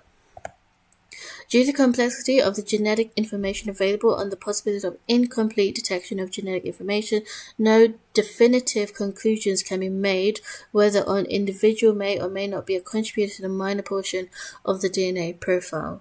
The current methods of analysis did not generate enough DNA to make a conclusion regarding the inclusion or exclusion of any individual. Okay, that's useful to know. Okay, so here's the thing that's really puzzling me. The fact that this one was not identified as Summersweet's, which suggests that it's probably Kerry's. But then this one has been identified as Summersweet's hair. Then there's a blood sample of Evan Hill.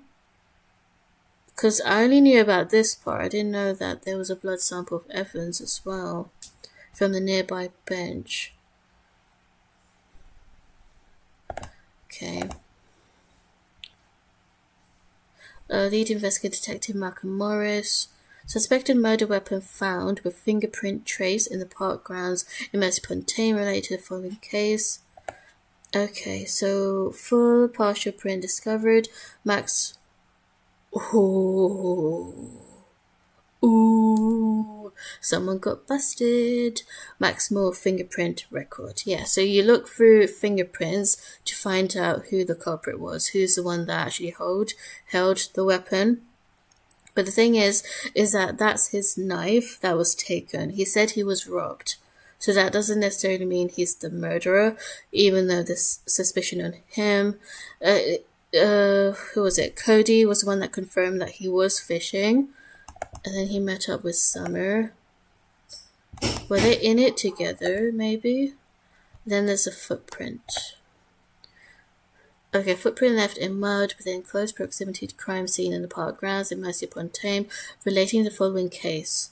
Footprint analysis and matching. Footprint retrieved from crime scene left in close proximity.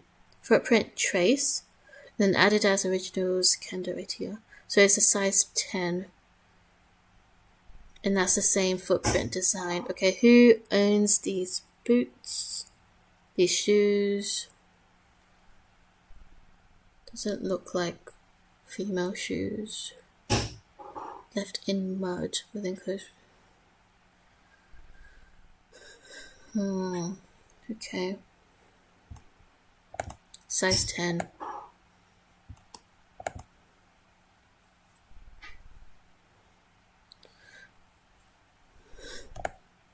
Okay, this is a certificate of analysis from the Staffordshire Police Laboratory Division.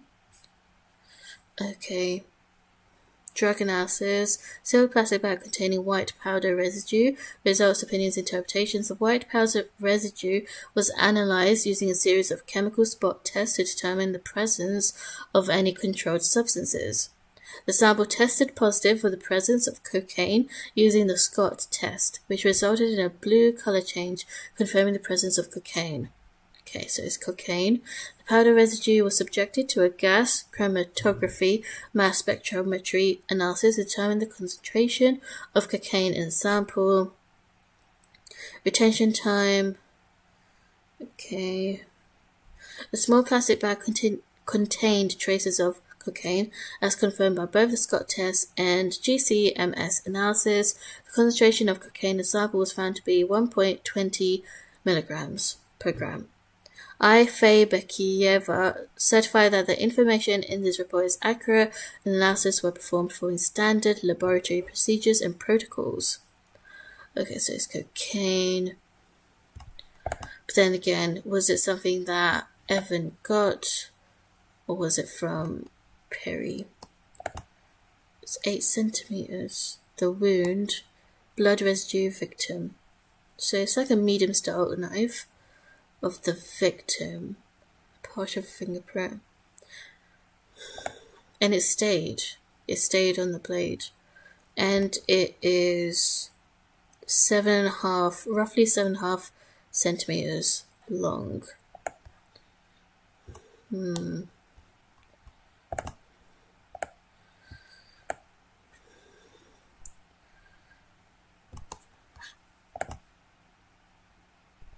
It is really big brain stuff. I know, right? Forgotten period. I already feel overwhelmed with all this data. Hello, detective showed. Oh, wish. There's some serious big brain stuff. Like, even when I was rewatching everything for the first case, like, I was like, I'm still not coming to any sort of different conclusion. And there's just so much that you have to pay attention to. It's crazy. It's crazy indeed. Whoops. It's crazy indeed. I love these puzzles though. I love like solving, even though I'm not good at it, but I like trying to work people out. I love watching true crime documentaries and crime dramas. It's my thing. Okay, so all of this. What did this actually confirm? So we know that there's 2 different hair strands from 2 different women, it seems. And the murder weapon fingerprint confirmed to be Max Moore's. But he was doing fishing. But did he have time to even murder Neil, considering the fact that he was meeting up with Summer? Summer must have took his weapon.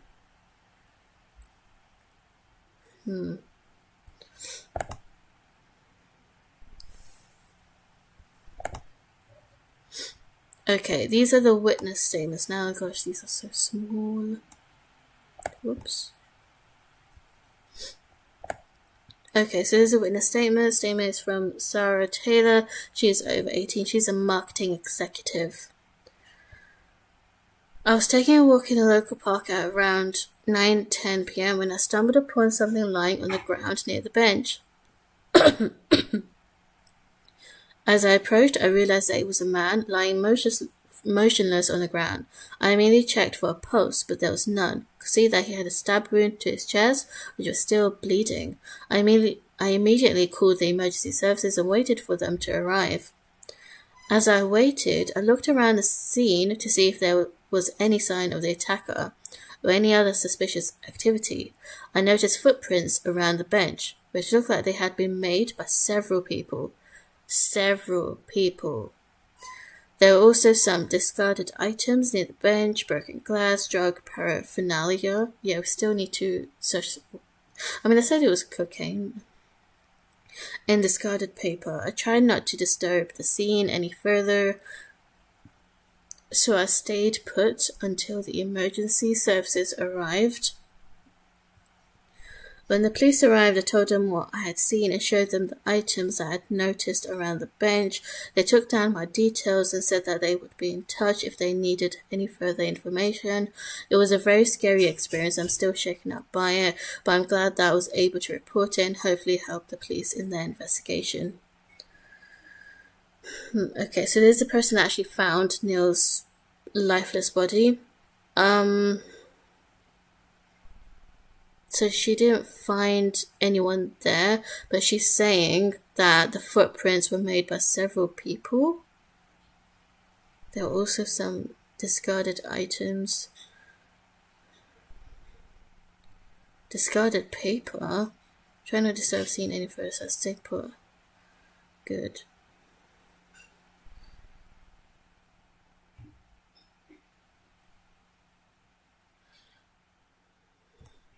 She came very late. So that's why they arrived late. That's why the police arrived late. So Neil was literally like struggling for his life for like a whole hour, and then someone finally notices him. What? Damn, that's fucked up. This is also interesting. I don't even know where to begin. It could be anyone. I know, right? Literally everyone has some sort of thing on them. But it sounded like it began with Summer, I think. If she isn't responsible, she could be the catalyst. And it's possible that she left him to die. Either deliberately or because she's an idiot. Yeah. Yeah. So Summer is definitely up there with Max, in my opinion. Both of them sound very suspicious. Even though the murder weapon was found where Evan lives, I don't think it's Evan unless we dig deeper into their history together.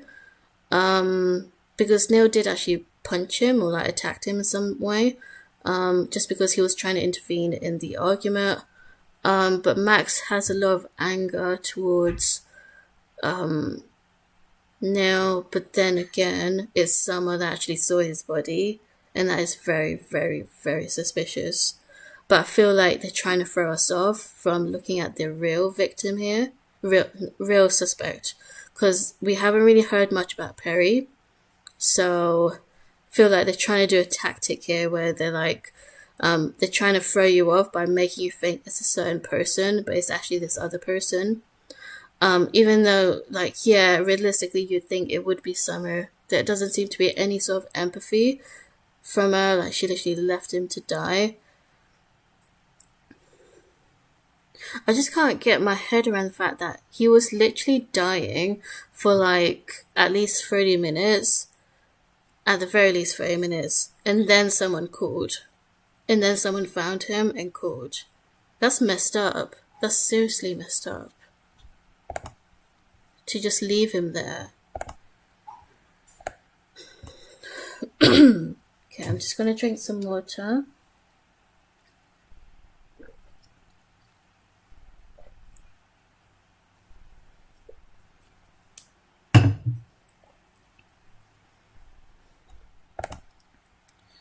Okay. This next witness statement is from Bernard Woodward. He's over 18 and he is retired. I was present in the park in Mercia-upon-Tame, walking my dog around 7 p.m. on 14th August 2021. This is my recollection of what happened. The evening seemed no different to any other evening that I've walked through the park, apart from what sounded like two males. Is there a spelling error here? Two males arguing, and this is up by the trees near the footbridge. Two males arguing by the trees near the footbridge. I was walking from the grassed area next to the playground towards my car, which was parked just by the tennis courts opposite the bowling alley. I didn't want to get caught up in anything, so I stayed on the main path through the park. As I got closer to the car park, a man appeared from in the direction I could hear the shouting. He had blood running down his face, from his nose, I think. The man was around 6 foot, grey hair, and looked quite scruffy. Evan? The man shouted, "Just you fucking wait," as he was walking away. He then headed in the direction of the car park at strikes, but I never saw who he was shouting at. Okay, so the interviewer was The police officer was questioning Evan about this. I then reached my car and drove home. I didn't think much to it at the time, but I now realize that this could be key to the murder investigation. Okay, so he was walking his dog around 7 p.m. Seemed no different to any other evening that I've walked through the park. Apart from what sounded like two males arguing. 2 males. By the trees. So Neil and Max, I was walking from the grass area next to the playground.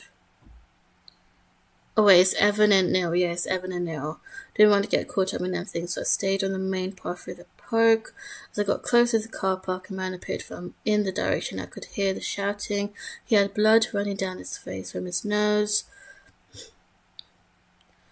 Okay. As he was walking, he then headed in the direction of the car park as strikes.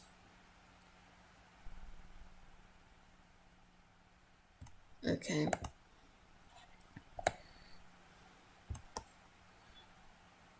And then Evan was kind of denying that comment, I think. Julia Ferlin. Okay, who's Julia? She's a homemaker, so she stays at home.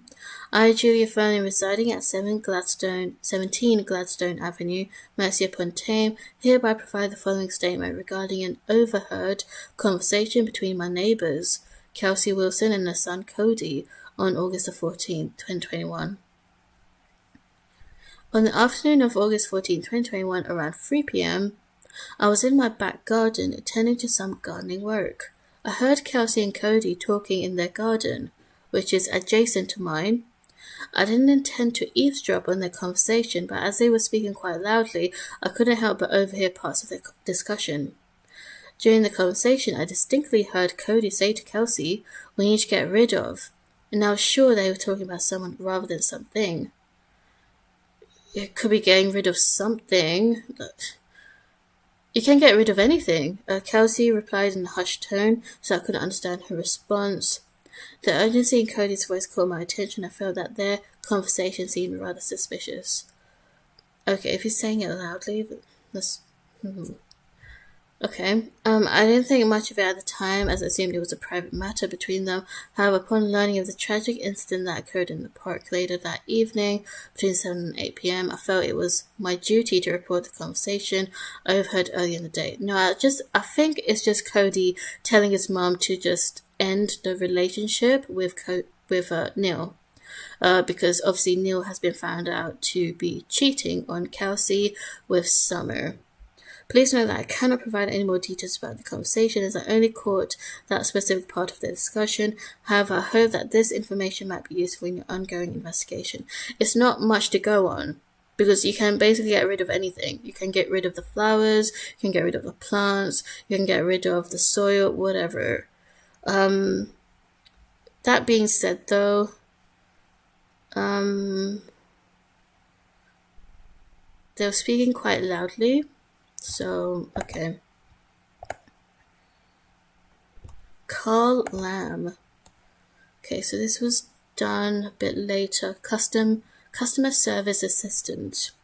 I'm an employee at Strikes Bar in Bowl, located in Mercia-upon-Tame, and I hereby provide the following statement regarding a customer complaint I received on August the 14th. On the evening of August the 14th at approximately 7:30 p.m., I was working at the front desk of Strikes Bar in Bowl when a customer who identified herself as Jenny approached me. Who's Jenny? She appeared to be quite concerned and reported that there was an old man acting strangely in the Strikes car park. Jenny explained that she had observed the man walking around the parked cars, seemingly checking the car doors as if attempting to open them. He was dressed in a dirty old red coat with jeans and scruffy dark trainers. Okay, that's Evan. We know he went to the car park, but what the fuck is he doing? To take the murder weapon. To take the murder weapon from Max's car. Oh shit. Oh shit. Oh shit. Could be anything. He could be robbing anyone, but that's suspicious. Upon hearing this complaint, I immediately notified my manager on the situation. My manager instructed me to inform the security personnel on duty to investigate the matter and ensure the safety of our customers and their vehicles. I am unable to provide any further details about the old man or his actions. I did not personally witness the events described by Jenny. However, I can confirm that the complaint was reported to me and appropriate action was taken by our staff to address the issue. I hereby declare that the above statement is accurate and true to the best of my knowledge and belief. Okay, so literally walking around the parked cars, checking the car doors as if attempting to open them so he can get something. Okay, it's a lot to take in. A lot to take in. Very interesting.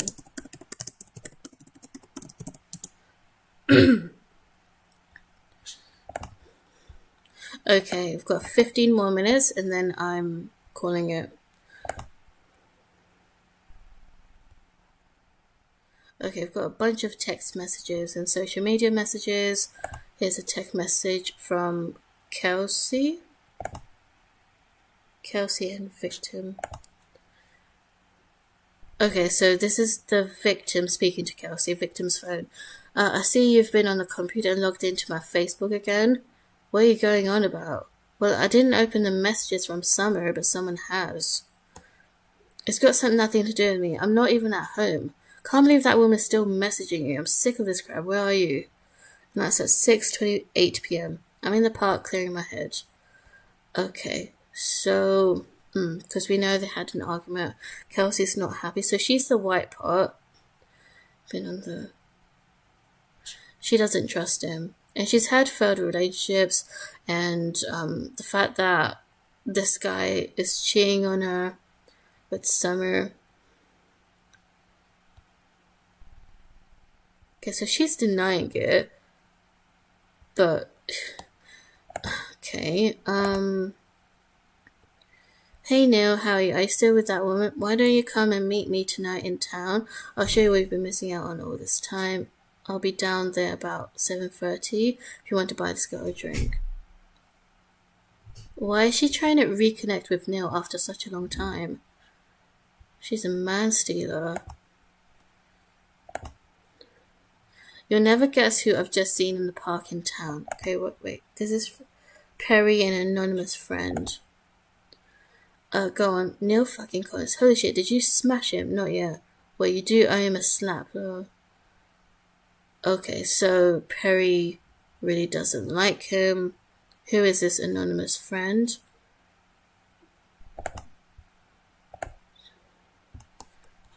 Okay, so there's the victim's email. More builders.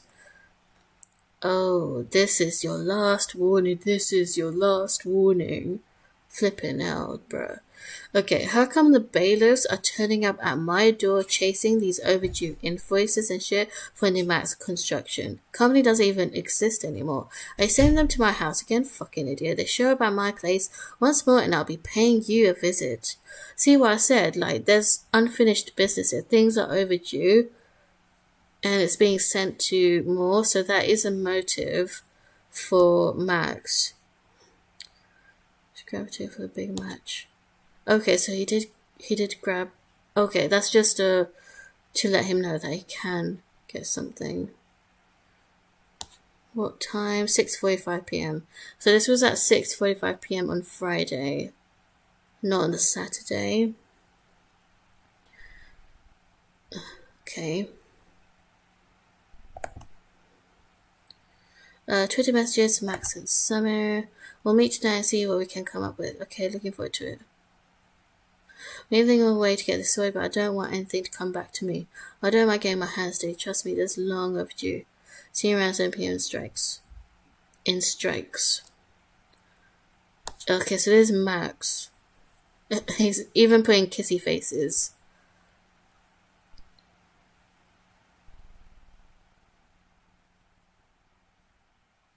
What is she on about? So about the whole business thing. Okay, Mum, where are you? I'm just heading home now, baby. How come you've been out? Nothing to worry about. I just had some things I need to talk to Neil about. what's happened. Just about him and this summer stuff. And I'm sure I just saw Max with her heading into strikes. If I knew what car they came in, I'd let the tires down. No, Mum, just go home. I'm not going to do anything. Will you be home soon?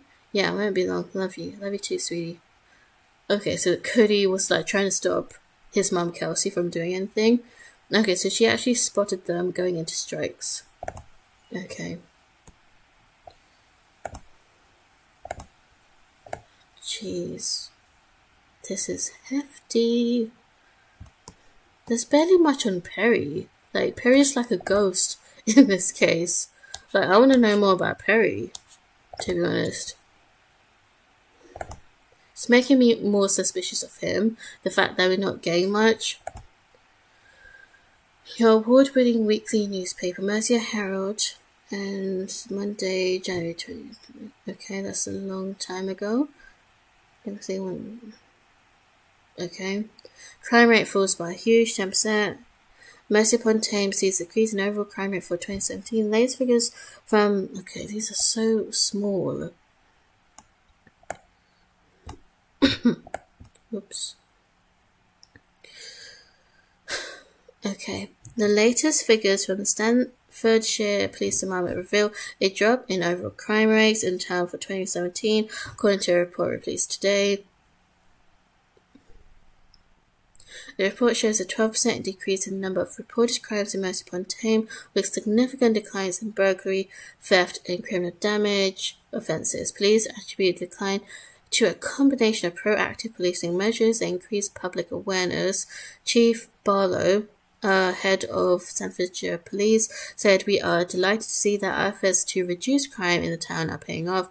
Bruh, there's just been a murder.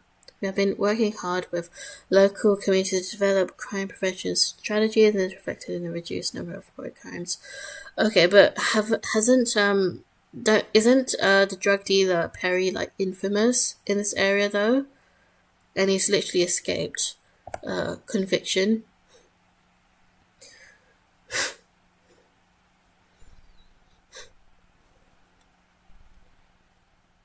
Oh, there it is. New Max Construction take control of local developments.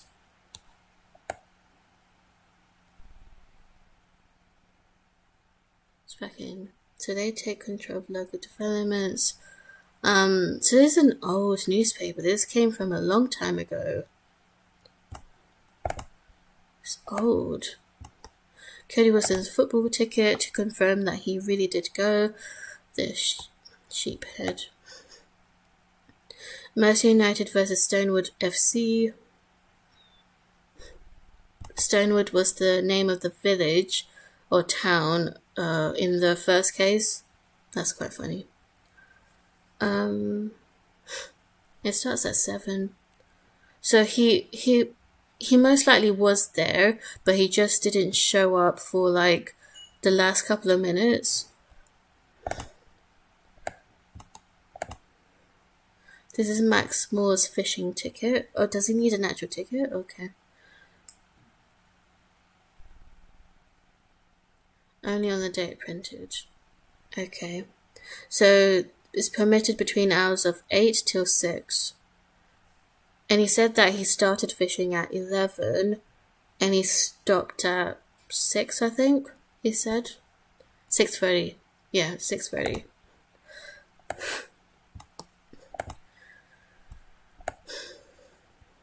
Okay, so this is the incident report. Mr. Max Moore called Staffordshire Police to report damage to his vehicle and theft of items. Okay, so that was done by Evan. The incident occurred while his vehicle was parked at Strikes Bar and Bolt in Mercia-upon-Tame between the hours of 7 and 7:45. Unfortunately, Strikes Bar and Bolt do not have CCTV covering the car park.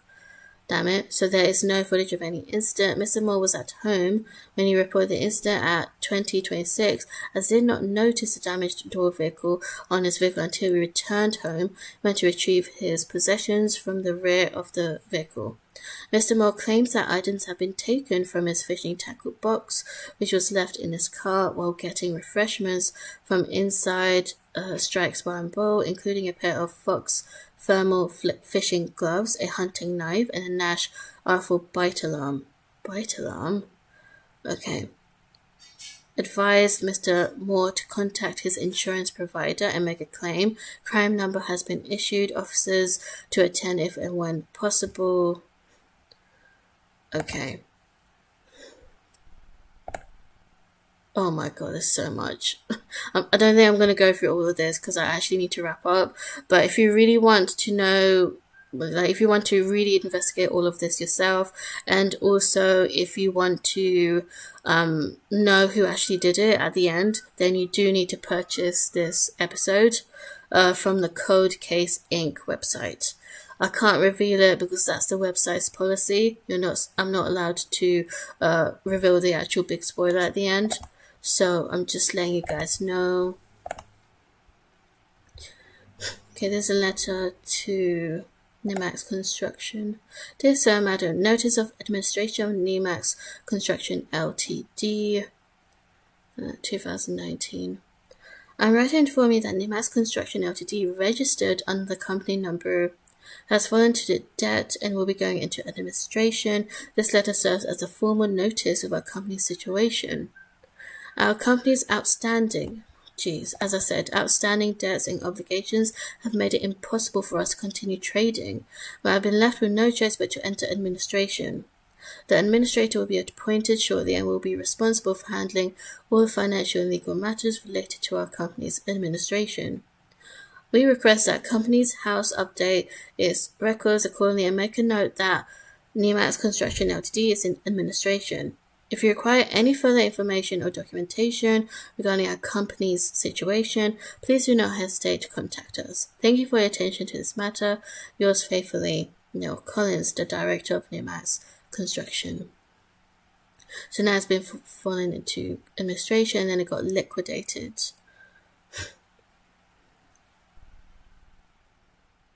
We're handling all financially. Okay. Final score. Damn, Mercia United lost big time. Turner.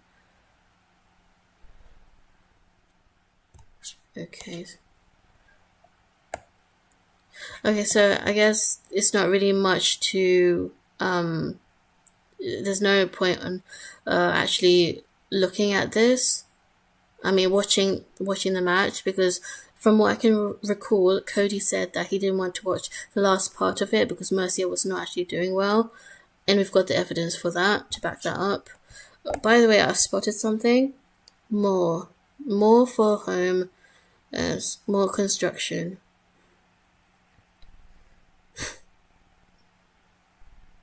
Yeah, nice little detail. Let's go back. Okay, I need to wrap this up because there's just so much to go through. So I'm going to have to do this in my own time. And I've got to compile more of my notes. So at the moment, what do I think? Okay, that's something. So what do I think? Okay, so the most suspicious people for me are Summer and Max. But the thing is, I feel like they're trying to throw me off just based on my experience of the first case, because I actually got it wrong in the first case. I thought it was a particular someone, but it actually wasn't. It was far from it. So I feel like they're just trying to throw us off, even though it looks very suspicious. The fact that Summer, she literally saw his body and she did nothing to help Neil, even though she was into him. What? Okay. And then there's Max, who has every right to be angry at Neil for all of the debt regarding the Max construction. But then there's Evan, who got attacked by Neil, and that's why there's that blood sample on the bench. There's barely anything on Perry. He's just a drug dealer, but he gets away with everything. That's the thing. So if he's getting away with everything, then that means he's very, very smart. And he's trying to make it out that it's other people that have done it, because the knife is actually from Max Moore, but he got robbed. Which goes back to Summer or Evan. Evan actually went to the car park so that he can steal from other people's cars. So it's kind of look like it's Evan, but oh gosh, This is a hard one. This is a serious hard one. Oh my god. Okay. Please do like and subscribe. And thank you all so much for all of your help and for commenting. And I did purchase one more, so there will at least be one more episode. I'll probably purchase the other one since there is a sale going on. But yeah, I'll leave it here. There is a few other things, but I really do need to stop now because it's very late now. It's 11 p.m. and I really do need to go sleep. I have work tomorrow in the morning, so just want to make sure I get some sleep. Thank you again. I hope you enjoyed this episode. And yeah, do rewatch this. Tell me your thoughts in the comment section. I'm actually interested in hearing what you guys think, and stay tuned for more.